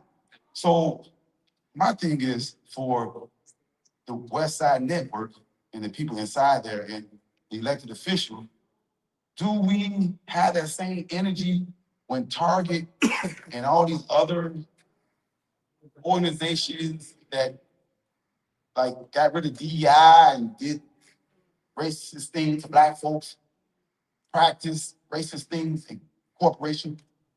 We had the energy to boycott those corporations. So do we carry that same energy to boycott? Yeah. Count? Yes. Yes. Like, it's real simple. It's real simple. Yes. Yes. Take it to the federal court. The federal court. Because here's the thing. We already know that They already ruled it. we already know that how can we have the benefit of downtown when I'm using the word benefit, when downtown is depleted, and so now they're trying to get our money. But what about when downtown is up here? Come on. Come on. We didn't get any of that benefit. Come on. We didn't get none of that benefit. So the thing is to our elected officials, to our West Side leadership, I would love to see, I seen some of you guys on the news. I would love to say, hey, the black community is thinking about boycotting. What y'all on? We are. Yeah. We are. We are. We are. We had Nice message, bro. we had somebody else who came here early and signed up to speak. I have exhausted all the names. Did I miss a name? Yeah. I wrote. Yeah. Yeah, she wrote it. Yeah. Online. What's the name? Zoe. Zoe. Don't speak that. Okay. All right. Yeah, so we're good. We got 3 more there. Right here, this right here. Come on up here, come on up. One of the three, I guess. 1, 2, 3. Zoe, right? Yes, sir. All right. Okay. First, I just want to thank the pastor and first lady of this house opening up the doors for us to talk about our tax bills. I am a mother of 2 children, one who has completed college. My second one is finishing high school and headed that way. But I live in Maywood and my property more than doubled my taxes. And there is never an answer. So an appeal happened, but all I was sent was a letter that just says I was denied. Oh, what? There was no explanation to anything. And I didn't even know that my taxes, it created this huge escrow shortage where my mortgage went from $1,200 to $1,900. And we should not be in a state where we're choosing to pay that bill over another bill. We should be able to live like other communities live. Right. And Maywood is where I've been residing for 12 years. I bought my house 12 years ago. Why is the American dream not ours when it was built on our back? Come on, Ancestors that was before us. Why are not the other church doors open? Because we need to be just as aggressive as we are standing in line for Jordans that do not do anything for our community. Why are we not packed out? Why are the church doors not open for that? Not for concerts, not for musicals. Why are we not using the resources that our ancestors used? We are living in modern day gentrification. Yes, we are. They're trying to displace us from our communities. They are. And I live in West Garfield. I graduated from Michael Faraday. I attended Weston House. I graduated at Northeastern. I work at Loyola. I want to remain where I live. I should, and I want to leave something for my children. My grandparents lived on the west side as well, and we should not be deciding if we can or cannot keep our properties. That's right. So I don't know what needs to be done, but I can tell you I commute from Maywood to Chicago and I can't drive over a pothole to get to the next destination. Come on. Where's our money? Right. Money to take care of everything. Young Can't take care of the people Right. that live already. Right.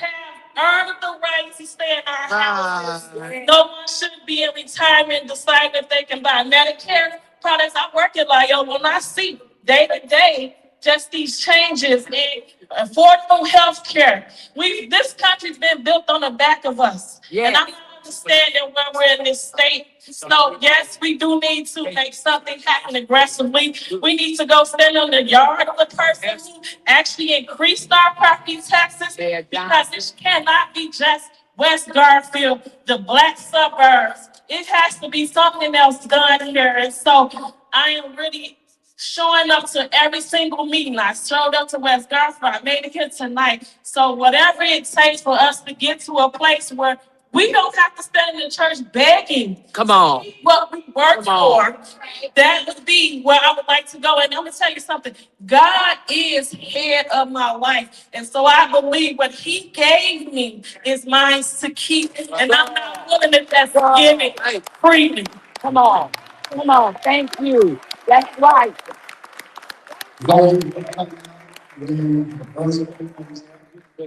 Thank you. Mm-hmm. He called on the Jesus that kicked over tables. Yeah, that one. Noise coming, Gurley Simpson's coming, and then that Sheba Draper will close us out. Thank you so much, everyone, for your time and attention tonight and sharing your testimony. They are. Thank you, Pastor Edie, for a venue. My name is Zoe Lee. I have been fighting this fight since 2023. City of Chicago lawfully demolished my family's building. It was in the TIF zone. 7954, 7958, South Austin, Sandpiper's Lounge. It's been our family since 1966. They knocked it down because they wanted the land. My mother is currently suing the city for $3 billion. And she took that number because every time she used to ask for the tax increment financing money, which maybe a lot of y'all properties are in these to rehab, it's supposed to be for us. The money comes for the most blighted areas. Who's the most blighted areas? Our areas, right? Opportunity zones. I know a lot of y'all, it's not about red or blue, but an opportunity zone Trump put in place for us so we don't have to pay taxes for a very long time. 10 years. Our local elected officials. Yes, it is. Mine is David Moore, 17th Ward. Instead of working with my family to help them get the TIF money, he decided to work with this lady named Marlene Hopkins, who they go and knock down our buildings in our community without a court order. That's unlawful. But they use police power. They say they use police powers and we don't fight back. I refuse. My mother's 75 years old. My mother gave me everything I want. I refuse to lose this battle. The Montgomery bus boycott was 381 days. We have modern everything, technology, all. I have a group called Chicago Flips Red. We've been to DC, we've been everywhere, we've been acknowledged. The reason why I went conservative was because I went down there and I begged and pleaded and asked Brandon Johnson to please sit down with my family and settle my case. He ignored me. I protested 17 weeks outside the city hall. Every alderman ignored me. I used to manage Dick Gregory from 2014 until he passed away. And one of the last things he told me was, save yourself. And I am. But I also love my elders because my mama is a boomer. And I understand what you guys did and what our ancestors did. We do not have to take this at all. We shouldn't take this at all. And I promise you, if you guys hold your taxes, the media is gonna have to take it. They're gonna have to start talking about it. And then you're gonna get the federal intervention because this city is the most corrupt city on the planet. They have a stealing problem. They can't vote them out. They gotta go to jail. Yes. So we need the feds here. Yeah. The only way we're gonna be able to get y'all gonna get them to save y'all properties because we shouldn't owe anything. Our ancestors built this place. We shouldn't owe anything. So just think about it. Yeah. That's right, so. Yeah. That's right, so. He's welcome, brother, the citizens, if you like. Give honor to God, first of all. Amen. And I thank you, the pastors, for having us, what is it? Because this should have been gone way before now. This started after the Baileys. Okay. And so I don't live, I have a place in Oak Park that I have not been able to even live in.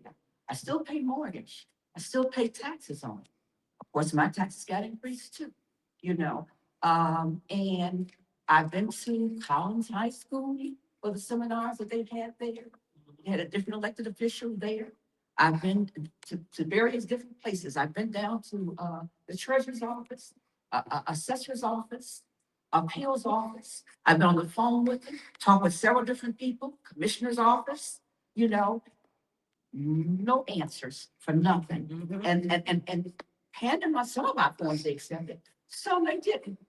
Okay, I pay taxes where I live, but I can't live there. I've gotten calls for my place to be sold. You can't, and when you reach out to elected officials, you get no call back. You know, you get no help at all. But yet, you ministers allow these folks to come up in your church. That's girl. Yeah. In your pulpit, lie to us.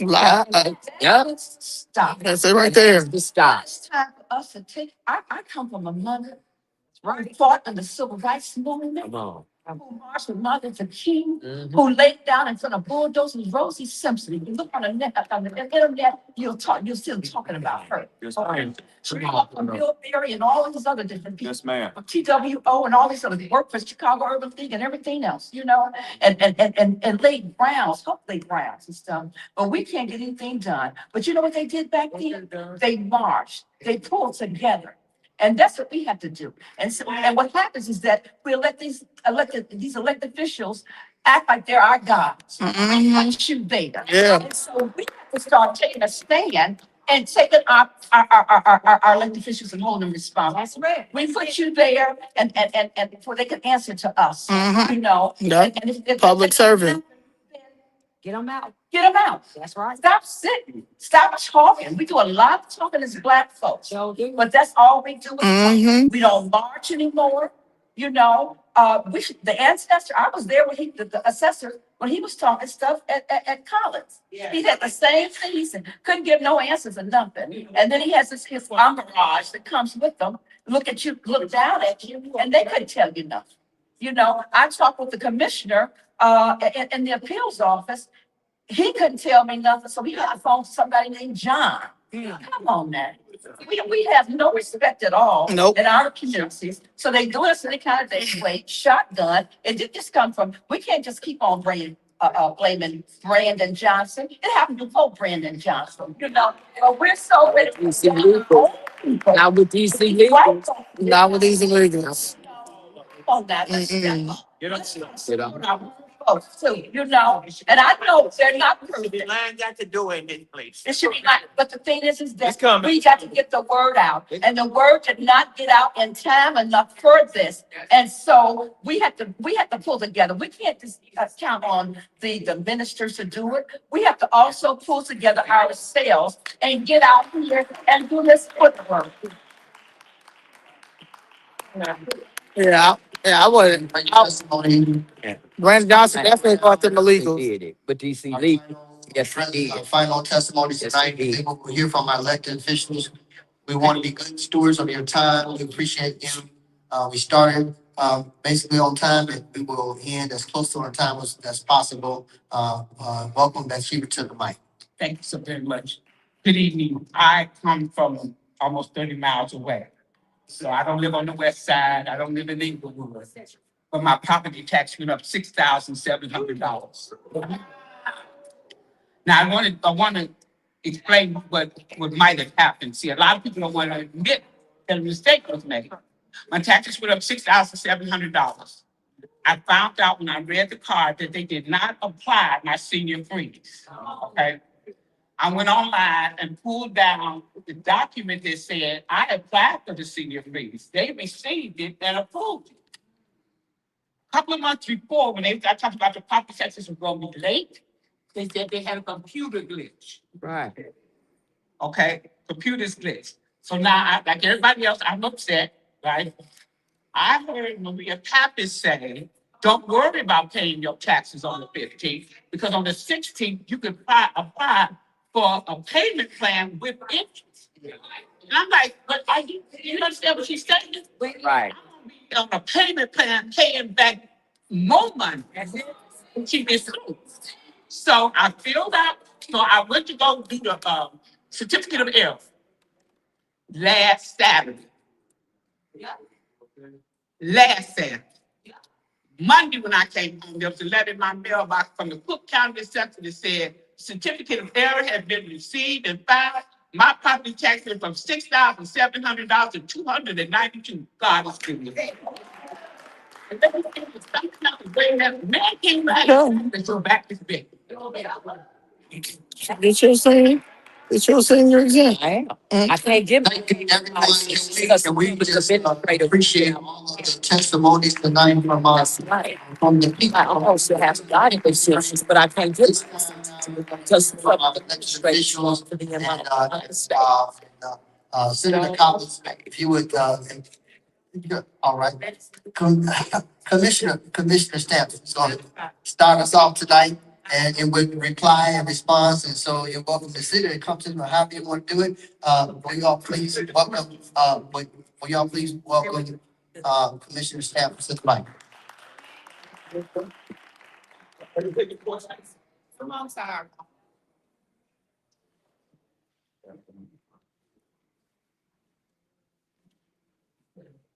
Good evening. I'm gonna be honest with you all, first and foremost. And it ain't even really my job to do, but I think it's in order to do to say, I'm sorry. We as a people deserve better. You deserve minimally some honesty. And they say the word transparency and the truth. Because what I teach my sons is that don't lie, because you take people's choice away when you lie. And you don't have a right to take nobody's choice away. Tell them the truth and let them deal with whatever that you see. So, I don't even know where to begin, so I'm gonna begin at what I think makes sense. Everything you all said tonight is true. Your lived experience is true. What you're feeling about land grab is true. And the Negro Removal Act in the city of Chicago is in full effect. This is not news. For those of you all who are lovers of history, which some people in this room are, this will harken you back to Boss Bailey, who had the Chicago 21 plan. And Ms. V may know something about that because she had mama that was in the trenches, like my mom was in the trenches. And I take my mama's name very seriously. So for those who don't know, She was the late Marion Stanton. This was her fight then about housing. And it's always gonna be about who gonna control the land. That's the only fight there really is. And if you don't get this fight right, none of the other fights matter, That's right. to be honest. Let's get them then. If you don't get the housing issue right, you won't get none of the other issues right. You won't get SNAP right, you won't get opioids right, you won't get schools right. You will not get anything right. You'll be just throwing good money out the bag if we can't get this housing issue right. Whether it's public housing or private homes. And so what the Chicago 21 plan did was call for the end of public housing by the 21st century. So his son, like Richard, Plan for, came here and fulfilled that dream. plan for transformation. He knocked down all the public housing in the city of Chicago in one fell swoop. But before he finished doing all of that, he also sold off all the assets of the city. So much of what we're living through now has everything to do with having minimal assets that was there before. So what are some of those assets? Underground truck parking, Skyway, parking meters. And I know I'm forgetting something. Well, those no Shauna. Towing companies and private. Every stuff. But pennies on the dollar. Then they took a pension holiday. So there was a lot of debt that was accrued under that administration. And the way Brother Martin Malcolm said, now the chickens have come home. In this regard, it's the financial chickens have come home to roost on our watch. Now, when the Cabrini Green was ready to be closed, my mother and many other women, primarily women, Black women who lived in public housing, formed an organization, and they fought and marched and did all those things that Ms. talked about, because my mother, like your mother, came out of the civil rights. My mama came to Chicago with a baby in her stomach, and one of them hit at 17 because she marched with Medgar Evers, and her mom said, they're gonna kill you, get out of this town. And that's how she ended up in Chicago, out of Jackson, Mississippi. And so what she and those other women did was continue to march and fight to save public housing. But when the fight became obvious that they weren't gonna save public housing, the fight turned. We're in that same place. So let me tell y'all what the pivot is. The pivot was, then she sued. She sued CFJ, she and other women, for one-for-one replacement housing, because those families were being displaced because of the Cabrini Green, like other many public housing places, were leveled. Now, when she sued CHA, she won, and then she died. Those families that sued CHA with her actually won that, and as soon as the new developments came up, those families were placed in those houses. But understand this is a shell game. And so as much as those families benefited from my mother's struggle, they did not benefit in the long end. It's like when they say you won that battle, but you lost the war. Because we still in this war about housing. And we still are in this battle of confusion about who's on first. Y'all the same three stooges, they like to go first. Well, that's what it is when you start talking about property taxes in the city of Chicago. So a big part of it is to understand this, because there was a question asked of me earlier. Prince K, or whoever the assessor is at the time, is the only person that can set the price tag for your property. Period. Full stop. That is legislated from state of Illinois. That is the power and the authority of the assessor's office. And so when the assessor comes, and according to Prince, and we just sat in enough meetings, he said this, well, your property increased, and your assessed value increased because when we looked at it, and when we analyzed everything, this is what the assessments look like, because these are what the properties are over in your area. Now, many of us, just like me, I live in the heart of Austin, cannot sell our property for the number in which we have said everything. Now, there are a number of legal things you can do to remedy this, according to their office. One of those is a certificate of error. For our seniors, that is a senior freeze and exemptions. For working class people like that, there's almost nothing. And then there's a homestead exemption that they was trying to encourage us not to even talk about. Facts, but it exists. And those are the things that we are legally able to do. And when you do those things, and you say, yeah, I'll apply for all of that, and the certificate of error. The certificate of error is basically a document that says, yep, my bad, I got that wrong. You don't know that. You can do the certificate of error, that's the certificate of error was approved, but that's not a guarantee. A certificate of error is not a guarantee to say, I agree with you. It is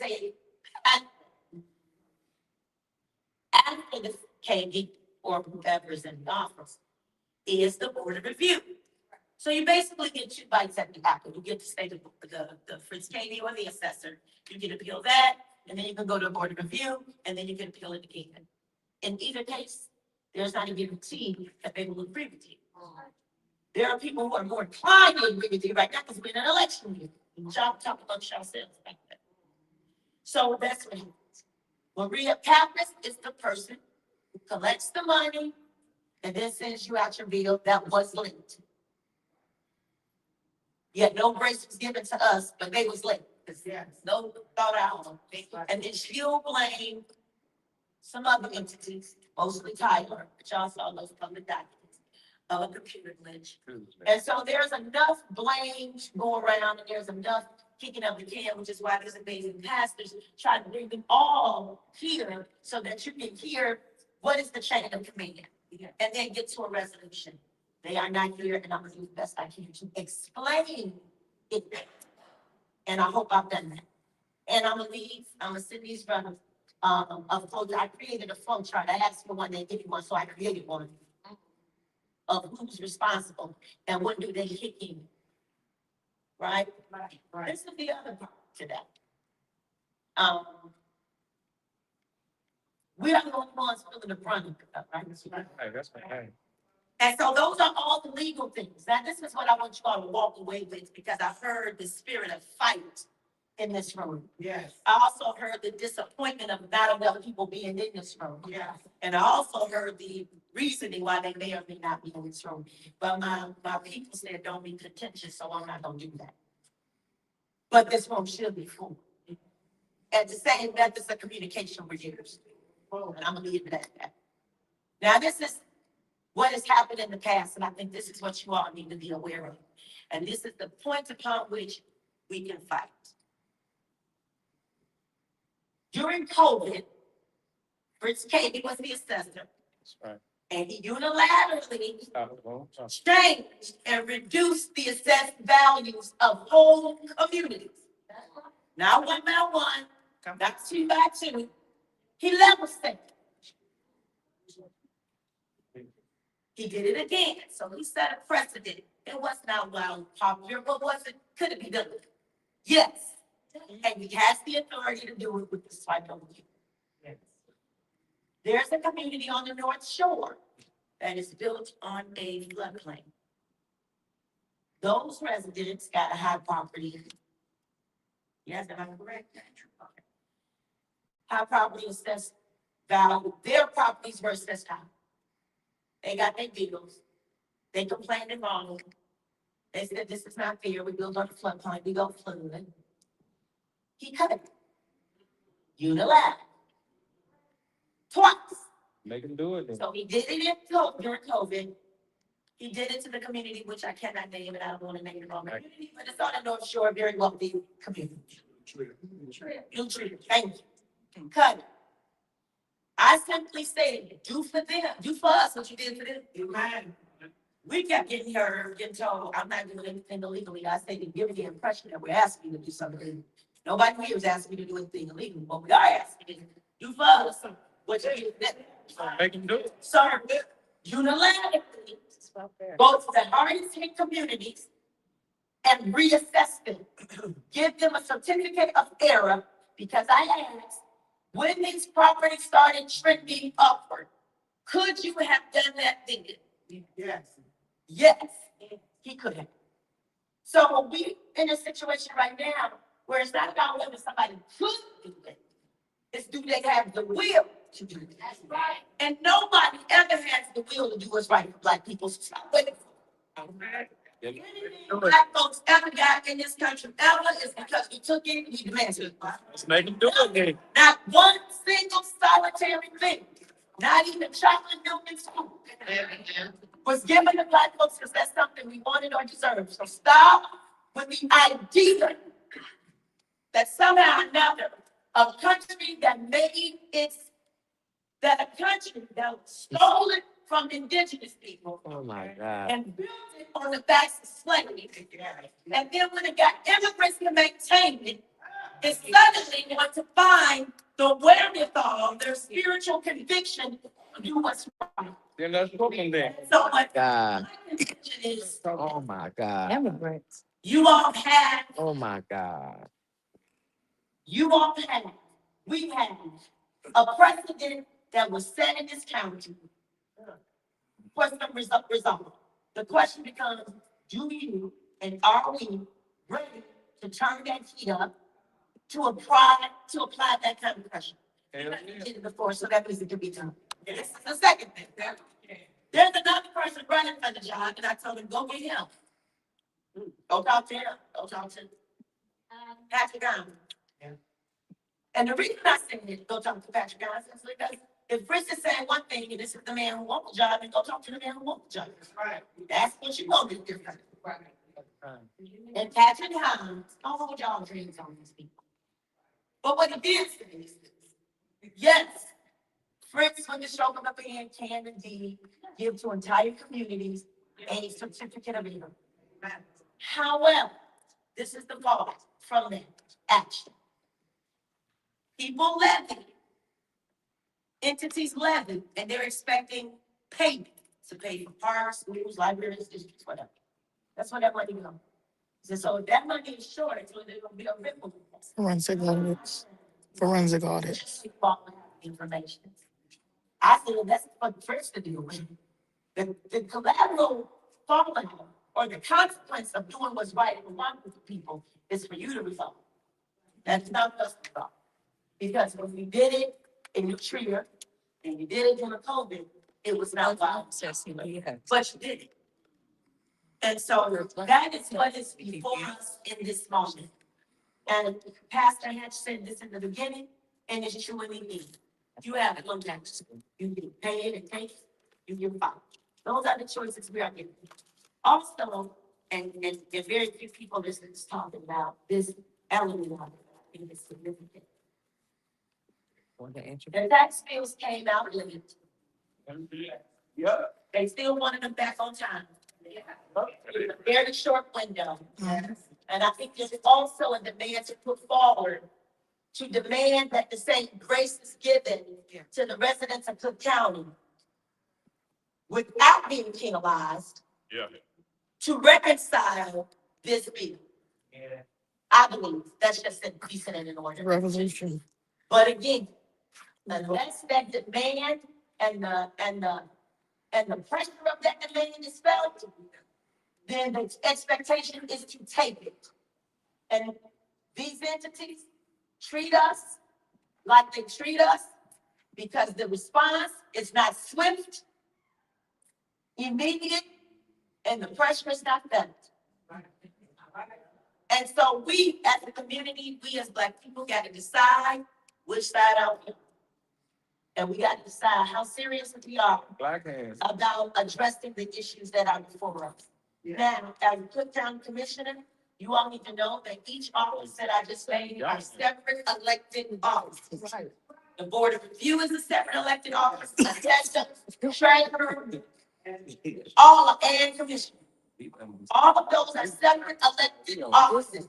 That means there is a limitation to what each office does, can do to each other, right? And so there is not necessarily the limitation on what the people can do and demand from those elected offices. And I hope that has made some sense to you all. Now, finally, my staff is here. Constituency Service Director Khadijah Warfield, Chief of Staff, Jameer Atkins. They are prepared if you live in the first district and you are elders to make sure that they have your information so that we can pull it up right now. They got to wait on their phone to see if you are due a freeze, an exemption, or whatever it is, they can tell you what that is, and they give you the phone number, and you can help you apply for that right away. The second thing is, you told me to say something else. No, I was just saying that if your salary is under $65,000, you automatically will qualify for exemption. But your salary is under $65,000. We do have a list that serve, because we are both city and suburb. So we do serve both parts of the city and suburb, but you have to reach out to us. We hear your stories. We don't promise miracles, but we will promise an effort. And so what we can do is we can escalate, and we have people internally, once we know, I heard the lady say $3,000. The first thing I said is exemptions and how large is the property? Because those are factors that when the assessor office assesses, then he can base that, and that's how that goes, that 100%, that argument around that. And we can argue about the moving pieces, but the resolution is reach out to us. We're here tonight, and we want to make sure that we provide the services to you. Now, this is the thing, the phone number is what? 312. 312 603. 603. We also have cards. 4566, and they have cards. So 312 603 4566. Now, there's almost 5,000 people on my list. Each commissioner has a list of the seniors in their district that are due an exemption or freeze or whatever else they're offering. What they have is your name, your address. What they don't have is your phone number. And so that's why we're saying reach out to us, because we don't have a way to call y'all. I have my staff in my office literally calling the police station. We try to work with any entity that will work with us so that we can get to our scene. And I agree with you when you say you're a day late and down the short, but the exemptions don't have any day. You can apply for those whenever you understand that you can apply for those. And as soon as you apply and get them, they reissue you a new bill immediately. Amen. What about the bill? Anything else that I'm missing out? No. Anything else? No, if the bill was due today, you still can apply for the exemption, just for clarity. It will be on there, but you still have to use the service. So if it's a payment plan, because this is the thing, the Board of Commissioners, all they can do is legislate. That's their job, to legislate. You have the assessor that assesses, Board of Review gonna get exemption. But once you apply for it, you still can apply for those exemptions, but they necessarily will be applied, and they still will reissue it, and then you can adjust the payments on your payment plan. But it was just due today. And That's so, about that due date, today. And I'm done, I'll be done, but that's about the due date today. If you did not pay it today, or you know somebody else who did not pay it today, you know that Captus has offered a payment plan. Oh, my. Here, thank you. Can you break the blanket down? No, I'm just telling you that she offered, her office Blanket lady, she said. offered a payment plan to pay your tax bills in monthly installments, either once a month or twice a month. And if you go to her website and you apply, it won't open until tomorrow, by the way. And if you go to her website and apply for it, they will take you through a series of questions and calculate what your payment, you can calculate what your payment will be. Now, I'm gonna get. Why did it go up? Right. In taxes. What you do is. Has anybody answered the question? They serve as a resource as your commissioner. I'm your commissioner, and a couple of street open is Michael Scott. Yeah. Yes, right? So we get to places where we kind of hybrid, we overlap. But that's neither here nor there. If you call my office, they gonna help. Period. If you call the office, Khadijah or Jamir are gonna make sure that they get you to the right person. And we got people that's taking calls from our office, at the assessor's office, and at the board review office, cutting across the field some conclusions. Yes, somebody, if you call, you doing that, raise your hands. The teacher, pick your hand real quick. So very quickly, because, we are way over our time. Okay. The Q and A is not really supposed to happen tonight. Yeah. Why not? People here. So you got the county president, which is correct. How many commissioners, how many commissioners are in Cook County? 17. And every legislature, you have a check and balance. I know you said all other CAGs and office, you said that they are it's separate.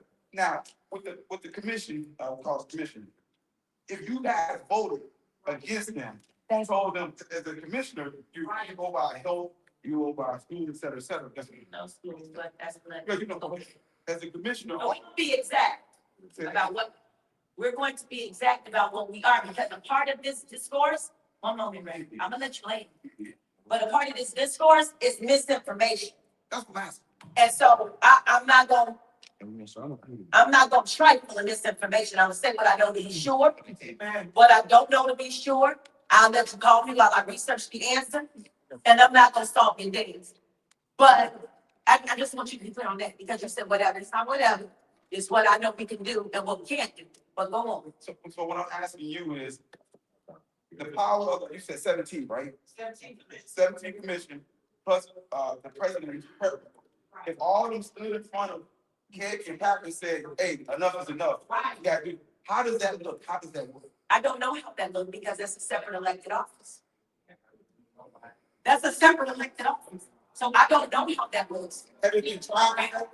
Right, I just got that 2 years ago, so I don't know if Right. So You gotta give her that. You gotta give her that. So what I will say is, I will go back and find out, A, has it been tried before, and B, what does that look like? Right. This ain't no asking no more. Ladies and gentlemen, thank you so much for your time. Thank you so much for your time tonight. We do want to make sure, hold on. We are going to, make sure that our other two elected officials get a chance to respond. Clarity point. Yeah, so just to reiterate, every elected official is elected by the people. An elected official can't override another elected official, because they have been elected by the people to operate in that office. So as the Board of Commissioners, that's why we were saying what we were saying. The Board of Commissioner, like Commissioner Stamp has the first district, Michael Scott has the second district. He can't. That ain't what we have. But I can't, what I'm trying to say is, let's do it from the next one. Yeah. Together. We not asking nobody nothing. Listen, Right. But just what I'm. Yeah.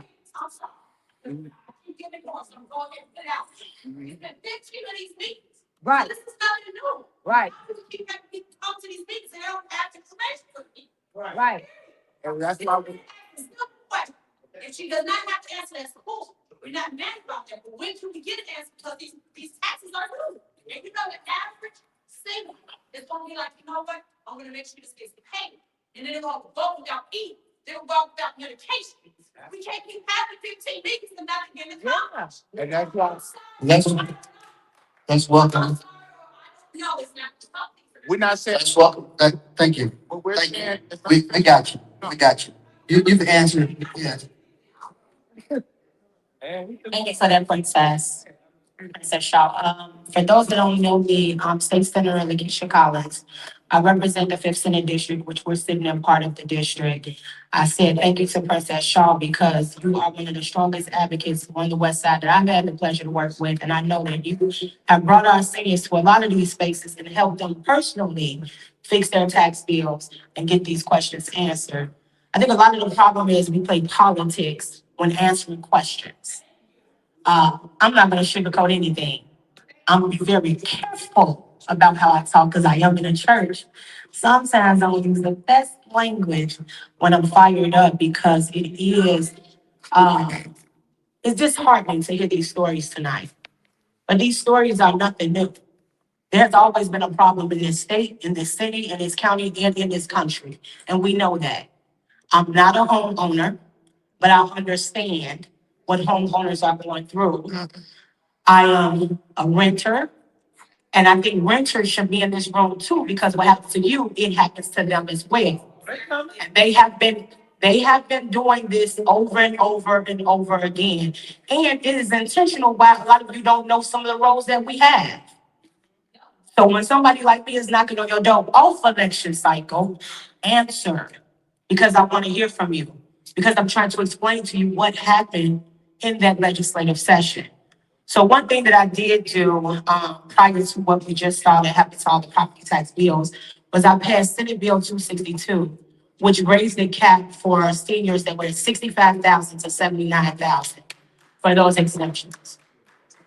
What I plan to do when I go back in January, which I'm already working on legislation right now, is to address these corporations who are coming into our communities and buying up residential properties to tax us out of our communities.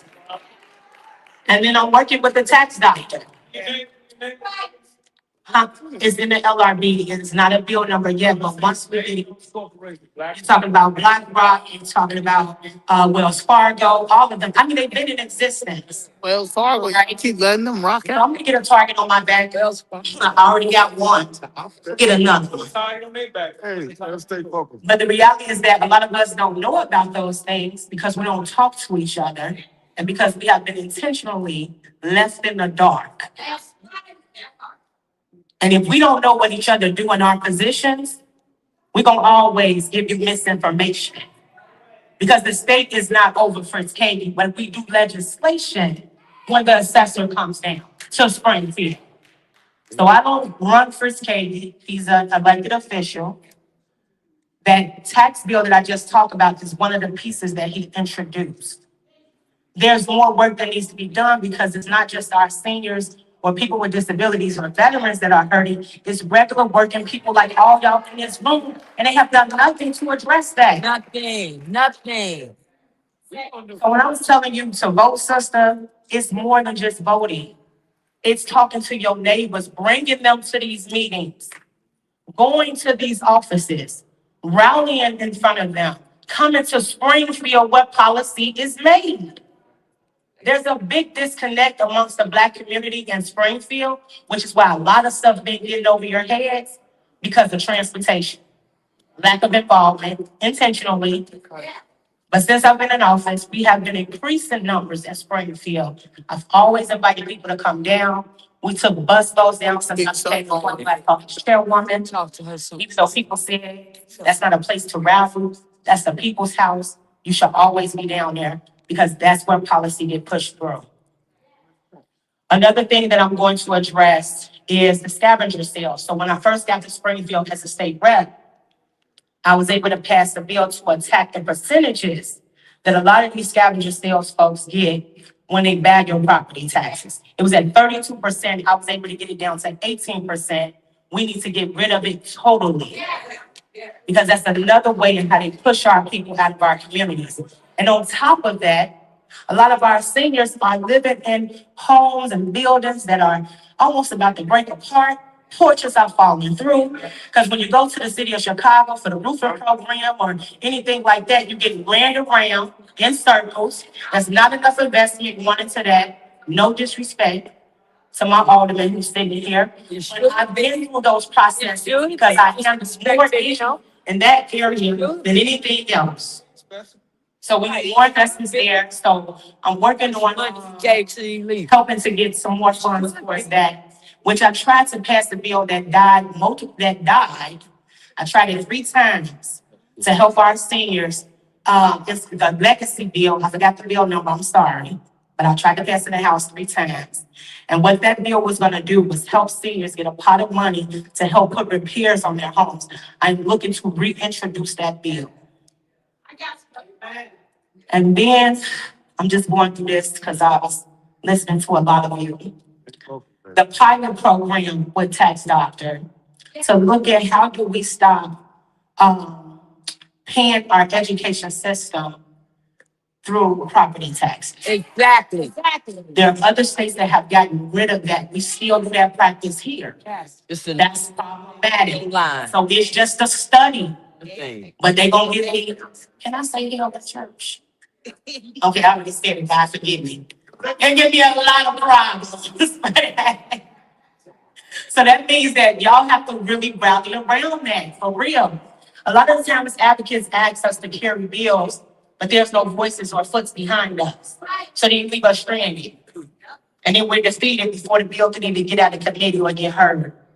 So these bills that I'm talking about, I'm gonna need y'all to be on board. I'm gonna need y'all to call. I'm gonna need y'all to slip in. And I will do seminars.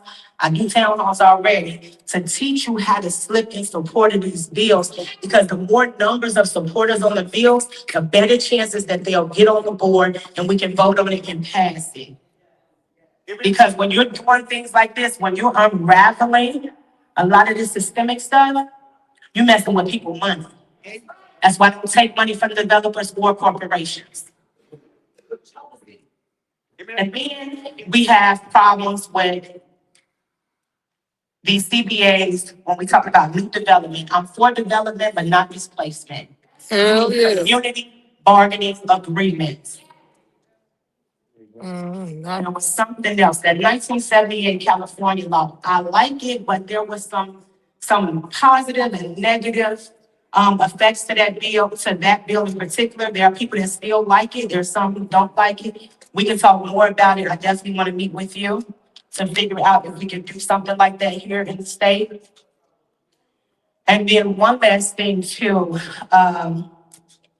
as far as, it's something else, 1958, Miss Chapman, when you talk about retirement and having to probably go back to work, you should never have to say to about managing homes. So while we're talking about trying to get more people into new homes, there are barriers there to discourage you from getting a new home. Because once you get it, you hit with a tax bill like that, or your water bill is increased, your gas bill, your light bill. All of us are dealing with all of these things. So when we talk about the light bill, the gas bill, we're going into a new clean energy. That costs because we're transitioning, right? A lot of those breaks and subsidies that you can get, if you don't know about them, I can connect you to those. But that's not enough. And we need to start looking at stuff on a more long-term strategy and not short-term, because we continue to get left behind when we're talking about that. When you're talking about a lot of these solar panels and things of that nature, like a lot of our communities, they're not really equipped to what's happening with that. So we have to get more invested, and we have to show up to those meetings too, because climate change is real. And when we're talking about environmental justice, we are sucking up toxic air in our communities. That is contributing to the respiratory issues that we have, lung cancer, all of those things. That is hitting us the hardest, okay? The toxic levels in our communities are dangerous, they're alarming, and everybody should be talking about that. What else? I wrote down a lot of notes. Somebody stop me. What about the TIF? No, the TIF, that's the local municipalities. And we're supposed to address like. Come on. And it is supposed to be for our disenfranchised communities, but most of them do go down to the downtown areas. And so I was told that most people got hit. Some people did get hit with that. I know you can point to them. Some got hit, some didn't get hit with it. You got these other taxing bodies like CPS, the libraries, the MWRD. Now, these are individual taxing bodies. We do not control them. They go to the assessor, they tell them how much of an increase they need to collect revenue. He has a number he has to meet. He sends that number back to the treasurer. They calculate that. Whether they have it or not, they try to meet that number, and therefore you have the bills. Okay? Thank you. So, again, when we're talking about these different systems and entities, and some of them already have reserves that they can pull from. They don't have to go up to the maximum. But when you start talking about decreasing or stopping or freezing things like that, then you're looked at as an anti-person, or you're looked at as a more conservative person. I'm one of the most progressives, but I also have an understanding that if we don't have it, we don't have it. And we got to look at other options so that we don't put the burden back on the people who are hurting the most. The problem in this state is that we're not passing taxes that are progressive. We're passing regressive taxes. But that's because of special interests. So if I'm getting money from Amazon, In the city. If I'm in their pocket, I'm not likely to tax them. Right, It's gonna be hard for me to vote against my interests. right, right. So you have to know where your elected is getting it from. Now, there's some good electeds who may take money from that because it's hard for some of us to raise money. And they will vote against it. They will. But you have some that just won't, right? So that's another way to look at that. And then when you talk about elderly people that are getting their taxes increased by 3,000, 6,000, all of those things like that, I'm thinking about the ones who can't leave their house, who don't really have no assistance. Nobody is really checking on them. You got these people calling them, basically forcing them to, sell their homes. Or they might leave it to one of their kids or grandkids. They don't know any better. They ain't got no repairs on that. So they think to themselves, okay, well, 100,000 is pretty good for me. But then you got a new developer that comes in, pick the house up, rehab and sell it back $4 million on your block. Now your rent go up, your property taxes go up. Now you getting priced down. That is how it works. But my job, my sole duty is to legislate and appropriate. Those are my two main functions. So the more I talk to you, the more I hear from you. And policy ain't nothing but an idea. So the more you sit and talk with your legislator, the better we can create policy that actually speaks to you and not just from folks who come down with some of these other broader ideas. So this is the perfect setting for me to be in, which is why I asked the county person to go first, because she works in that chain. I work at the state level. I'm open for any questions. We've been on this battlefield for years. And if you take the schools off the property tax roll, everybody's tax bill will go down at least 60 to 70%. At least, at least. Yes, at least. These kids can't read. That education is the whole piece of it. Right. Why is it on the backs of the taxpayer? Right. Funded through the state. Yeah. So even with removing that and what I've just witnessed myself being there, which is why the study is important, because you gotta see how we can function it without it, especially it being a system that has been in place for a long time. So once you remove something, you have to replace it. So that's why the study is gonna be truly important. Yes, ma'am. That's right. Come on, sis. Come on, sis. Union position, listen. It's not just that CPS manages things wrong.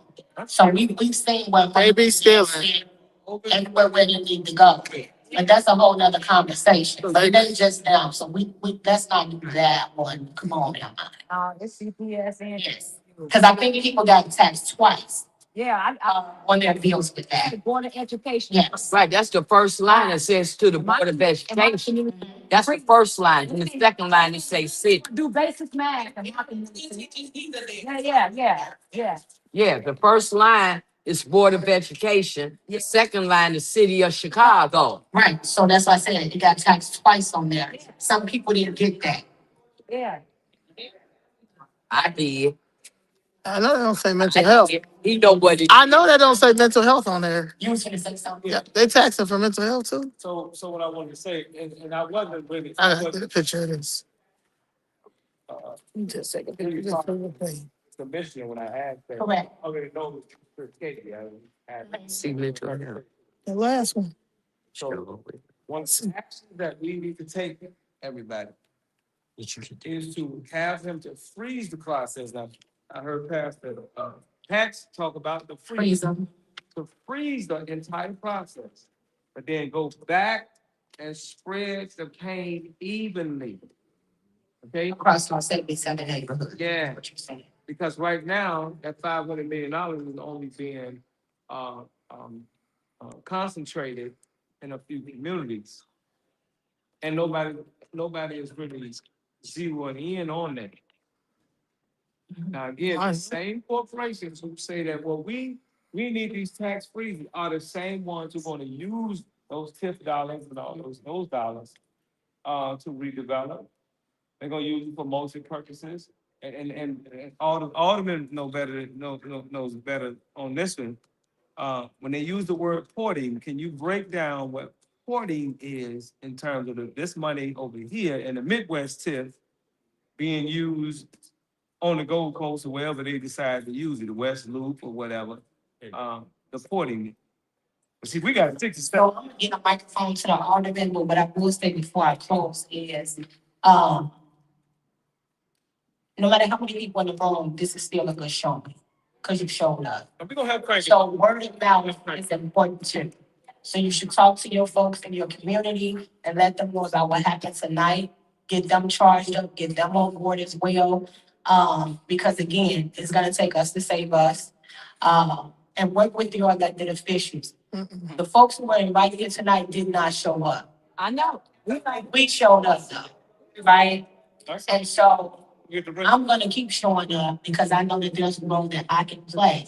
And in these meetings, I'm listening, I'm taking notes, because these are bill ideas too. Yes. Now, I'm gonna be honest with you, it's not like we'll be able to pass them all, because there's still a process. I just told you about some of the barriers. So that's gonna take a lot of us to organize to get these bills passed across the board, do a lot of promotion. So once I get bill numbers, I'll start getting them out. If you follow me on social media, they'll be on there to share. I'll talk to the Leaders Network. Thank you all for the incredible work that you've been doing behind this. And I'll make sure they get those bill numbers out for you all too. And we can have some informational sessions and then plan some trips to come down to Springfield as well. And don't let the fight just stop here with property taxes. Let this be the start of something way bigger. Because again, it cannot be little Band-Aids on issues. We gotta start hacking this stuff open, fixing it at the root, and then looking at the long term. Because why are we constantly leaving stuff on the next generation to fix? I just told you I'm not a homeowner. And to hear your story, I'm scared to try to get a home now. I don't even make enough to get a home, right? Look, I don't, and it's sad, but I was a worker, right? I was a CNA before I ran for office. So I'm closely here at the ground with you all. Trust and believe me, I ain't no savior. I'm not no celebrity. I am your partner. And anybody who's ever met with me, sat with me, organized me, you know that. And I'm gonna always stay true to that. But this is a problem with the haves and the have-nots. We gotta seriously make a stance when it comes to this, but continue to organize for that. So thank you. Well, let's celebrate Senator Collins. The alderman was in the room. The alderman, Senator Collins, you can contact Senator Collins' office. What'd you say, Gunny? Volunteer to work for me in my office. So yes, I'm sorry, my office is still in North Lawndale. It said 2160, North Lawndale, 2165 South Millard, right on the corner of Starmac and Millard. Cannot miss it. You can contact my office at office@LakeishaCollins.com. That's LakeishaCollins.com.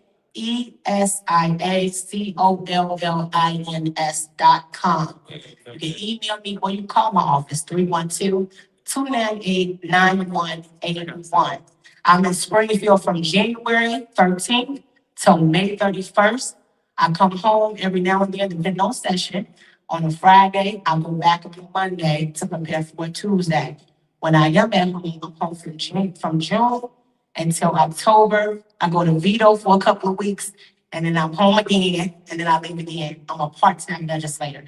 I'm telling you that because a lot of people don't know that. 70 days. They always say, where you at? I'm in Springfield for about 5 months, and then when I'm home, I'm on your door. And so when I'm on your door, you see my face, open your door, answer your phone, because my staff do call and do wellness check calls. And we do birthday calls. For the ladies out there that thinks your man cheating on you, we do not cheat. I'm just saying happy birthday, okay? I got cussed out too many times, but happy birthday. All was in the room, we heard the information on the tip. Was in the room and he heard the questions and comments about the tip, and he wanted to share some information regarding that. And so let's welcome him to the mic. Pastor Ackery is coming, following the alderman to close us out. Thank you, Pastor Gunner. Thanks to Pastor Edie and the team for bringing us in this evening to the Leaders Network. I did want to briefly address it. So I'm going to start with the question that Mark raised about porting. But first, to start, the TIF, Tax Increment Financing District, what does it do? it essentially has put a freeze on the assessed valuation in any geographic area. We're gonna use Midwest as an example, because that's what we are today. And then as that new increment comes in, all of that money gets diverted into a special fund that is, those dollars are used in that district to do improvements, to do housing, to do a myriad of things. So many of you live in East Garfield Park. We're already in the Midwest TIF district.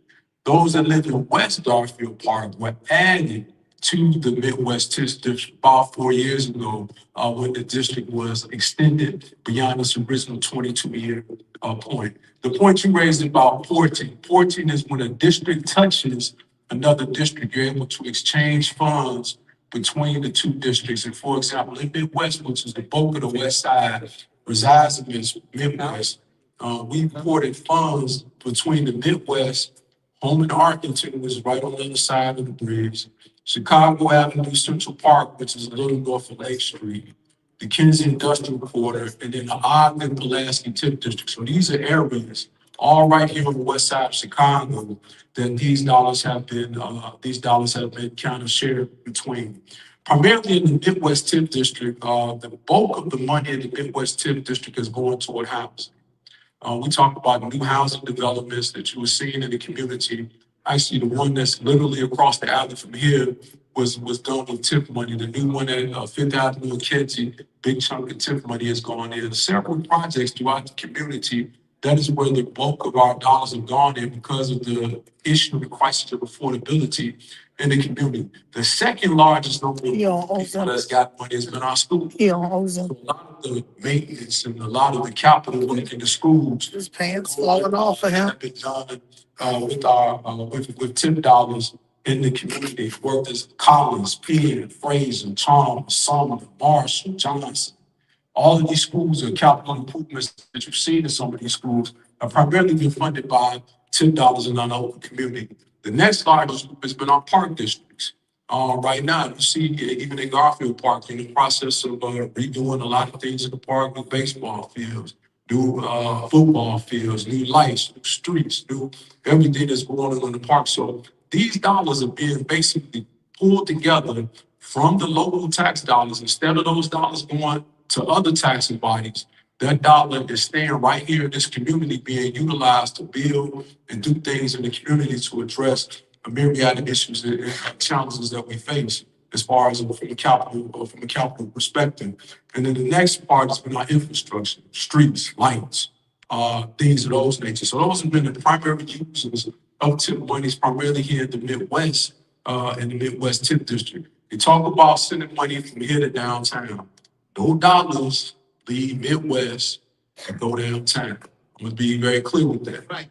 No dollars leave Midwest and go downtown because Midwest don't touch addition that goes to downtown. All of these dollars that have been collected in the Midwest TIP district have been spent right here on the west side, right here in the west side communities. Midwest is comprised primarily of the 24th and the 28th wards. 85% of the land in Midwest is in those two wards. A small piece is in the 27th ward. That is the bulk of everything that you're seeing. A lot of people on their tax bills. So if the TIP wasn't on your tax bill would not change. Just the distribution of the money would change. So again, you're seeing, for example, I saw one tax bill, about 85% of the money was going to the TIP, right? If that TIP wasn't there, instead of that money going to the TIP, it goes to the city, to the schools, to the water rec, to the county, all of those city colleges, park district, all those different taxing bodies on your respective bills. So again, having a TIP is a positive thing specifically for your community because it allows for those dollars to be spent in your community. So again, we want to continue trying to utilize that money to do things in our community around affordable housing, around the infrastructure, around our parks, around our schools, all of those things, because those dollars actually stay right in the communities in which we are, which that district resides in. I also want to thank Senator Collins for her advocacy around these senior exemptions.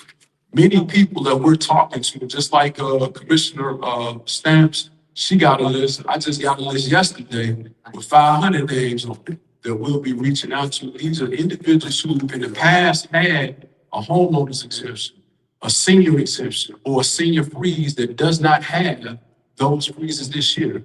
I think part of the challenge is that during COVID, people did not have to reapply for those freezes. They didn't have to reapply for that exemption. But after the COVID came off, they had to begin to apply for the freeze again. So some people didn't have their freezes rolled over like they have for the past couple of years. And so when that freeze did not hit, that tax bill went up, just as the lady in the back talked about. Tax bill went up to $6,700, put the freeze on, now it's down to $200. We have several of those individuals in our community who have had their freezes fall off, and therefore the assessed valuation is gone, the sale has gone up. And so that's one thing. Another thing, we have to work with people to get their freezes, get their exemptions put back on their property so their tax bills essentially will be lowered. We've been working with people since this stuff came out. The one thing that I will say is that as it relates to the assessor, I believe that a lot more communication could have gone out around a lot of these issues. The fact that people didn't have their freezes, the fact that this assessment was going up, the fact that, all of these changes were happening, we were just basically told to just deal with it. And so again, I don't think that's necessarily fair to us. It's not fair to you. We all live in these same communities. We pay these same tax bills. I live right down the street, got my tax bills like everybody else that hadn't paid. So again, we want to continue that fight. We want to continue to move. Because again, just like they did in the North Shore, made the adjustment, just like they did with COVID, even though it wasn't even necessary or warranted. Because what we also saw was that people's tax bills went down during COVID, right? They went down during COVID. And now when the readjustment hits without that COVID adjustment, bills are shot up dramatically. I've seen some people's bill go from $2,000 to $6,000 when the bill previously bought $4,000. That's because y'all was shut down. Preparing like they did the COVID adjustment. With the storm repair, we need them to do the same thing on this particular situation with us over here in West Garfield Club. Because again, the assessor has the ability. The question is, will he use his ability to service us? Again, the assessor has the ability, but will he use his ability to service us? Okay. Again, if we don't ask, if we don't demand. Pastor Irvin. Pastor Irvin. And I'm here thankful that all of us in this room, especially some of our ministerial leaders, are pushing in that direction because again, with the power of the pen, that's power. The power of the pen, they can make those adjustments. So again, as we said, related to this tip stuff, don't let nobody put you on a different train about the tip. Because if the tip wasn't there, your tax bill will still be the same. Your tax bill will still be the same, just going into a different pot. Thank you. All right. Thank you all. Let's, All that legal immigration money voted for the state. so many others did not show up. So for you guys again, thank you so much, Bishop Gunn, for being our moderator tonight. Thank you so much. You had surgery and you still push your way. So we appreciate that. And to Dr. Edie, thank you for hosting us tonight.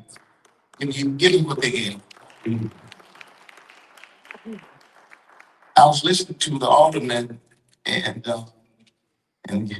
as much as I appreciate you giving us the education on the TIF question, when you kept talking about the TIF money is used in our community, I kept thinking By downtown developers. I kept thinking, well, if it's used in our community, How come we don't see it? in a year from now, we won't be here. Because unless we stop this 133% tax increase, 90% and 80%, Spread the pain. we won't be here. That you know it. People say, well, you'll be here because you don't ever had y'all pay your taxes. Well, we won't, our members won't be here. What church we gonna be pastoring? Nowhere. Listen, we need people with influence to help join this fight and help us make them stop There you go. this tax. They can do it. Roll it back. They can do it. We must demand that they do it. Listen, I want to just say one more thing. I want to challenge everybody to realize that you cannot win this battle by yourself. Right. You cannot. You cannot. Do not suffer in silence. Organize. I know people say they're tired of meetings. People got tired of marching, but you got to still keep fighting. And there's some organizations, the NAACP is also here. Oh. They're having a meeting Monday, and they're fighting for this issue. Those of us that really don't even, this is bigger than personalities. People, those of us who normally don't even talk, we got to talk to fight together. Oh, yeah. That's just the bottom line. NAACP, Leaders Network, Push, so another, this sister over here, organization. You can't fight by yourself. All right, now when you, and if you are doing anything regarding stopping this tax increase, if you send your information to the Leaders Network, we will help you get it out. That's a promise. We have made this an issue that we are not going to go away from. The website is leadersnetworkchicago.org. Leadersnetworkchicago.org. Our president, Dr. David Cherry, wave your hand, David. Just make sure you go there tonight, leadersnetworkchicago.org, because it's going to take multiple fights. Every meeting you've been in, the assessor heard about it. Every meeting you've been in, the board of review heard about it. There have too. Keep on putting the pressure on all of these entities. That's how you're going to win. And as Mark said earlier, follow the money. Follow the money. Yeah, the immigration. And we're still looking at that tip. That immigration. Because there is, I'm going to go to down on the north side. They just took some money from the west side to build a multi-billion-dollar industry. You mentioned something Rebel Hatch downtown, taking TIF money from blighted communities to do development. So we gotta. Yeah, y'all late. Y'all late. We gotta follow. We did talk about that. Yeah, that illegal immigration money. Follow that. Follow the money. Yeah, follow that. Follow the money. That's why we got everybody else's issue is a crisis. I agree with you. This is our issue on the west side for Black communities. Talk to your man. West Side Ministers Coalition. Dr. Binion has been fighting. We get Dr. Binion. There she 5 years. And see, sometimes because you didn't get an invitation to the meeting or they weren't on the news, you thought they weren't fighting. Because they weren't on the news, don't mean they weren't fighting. See, this lady's been fighting. I thought she was still there. Okay, all right. Listen, they asked me to make the announcement Saturday, Rainbow Push. Oh, hell no. This here.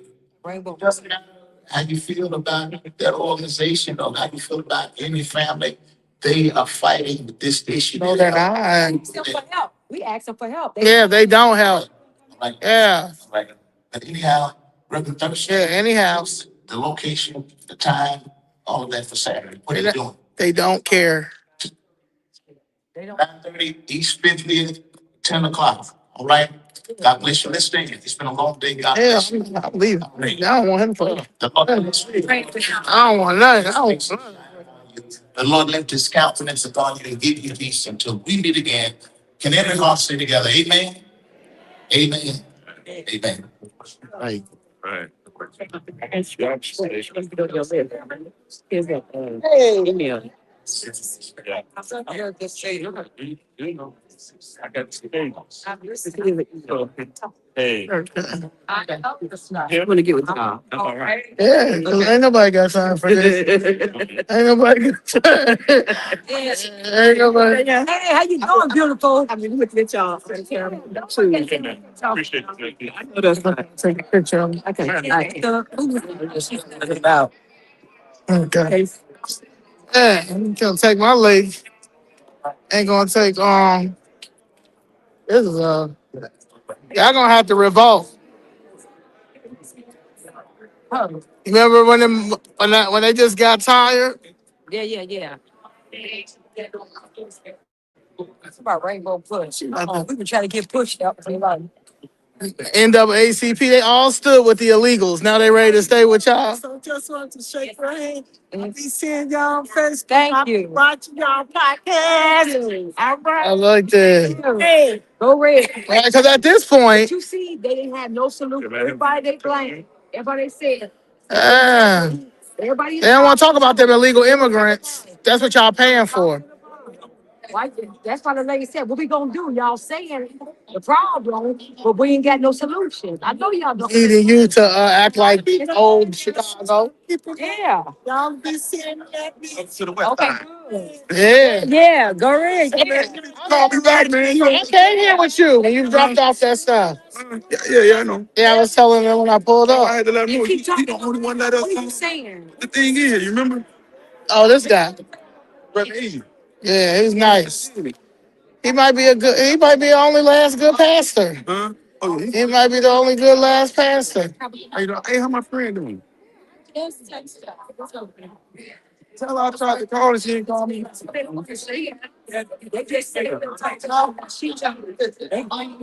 Man, I'm trying to hey, we just get the people boy guy. I got this on me. Yeah. Okay. Hold on. All right, y'all. We done for the. Wait, we gotta do one in conclusion. In conclusion, They would have been Venezuela would have been took over our community. yeah, they don't want to talk about that. You know why? You know why? Because they were standing with the illegals when they first got here. Fighting this hard and bringing the light. Venezuela would have been in our community, and we've been warning about this tax. I guarantee you, they ain't got no tax bills. Look at their tax bills. The new Venezuelans that came over here. They don't want to talk about why this and no one has answered this question since the property tax bill came up. Why are they so expensive? People got to understand. I was living in Georgia. So that's why I say this all the time. You guys are still paying for COVID when they shut y'all down. Y'all are still now y'all paying for this illegal immigration money. Nobody should be getting a raise. They everybody getting a raise. How are we getting a raise when the taxes is going up?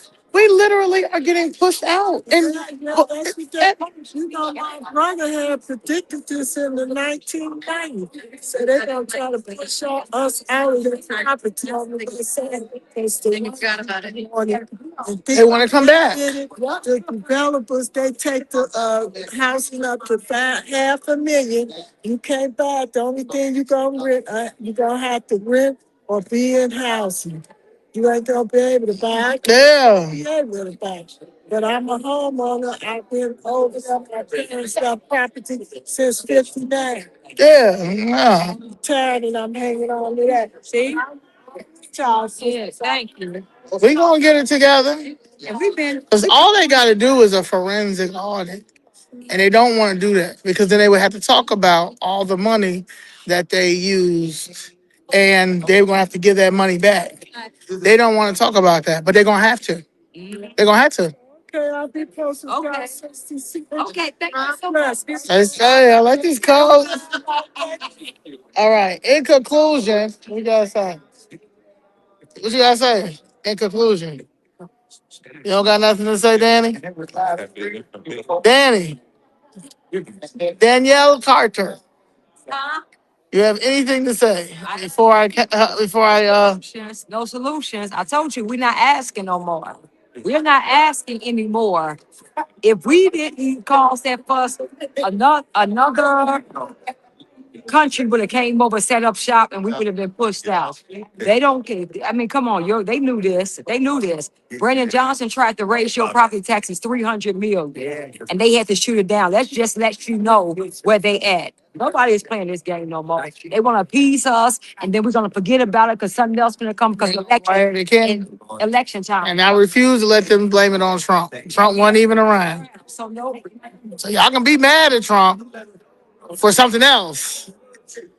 Why not this? All right, I think that's it. Then Miss Jessica over there talking to Lakeisha. I need to find out from Pastor Eve.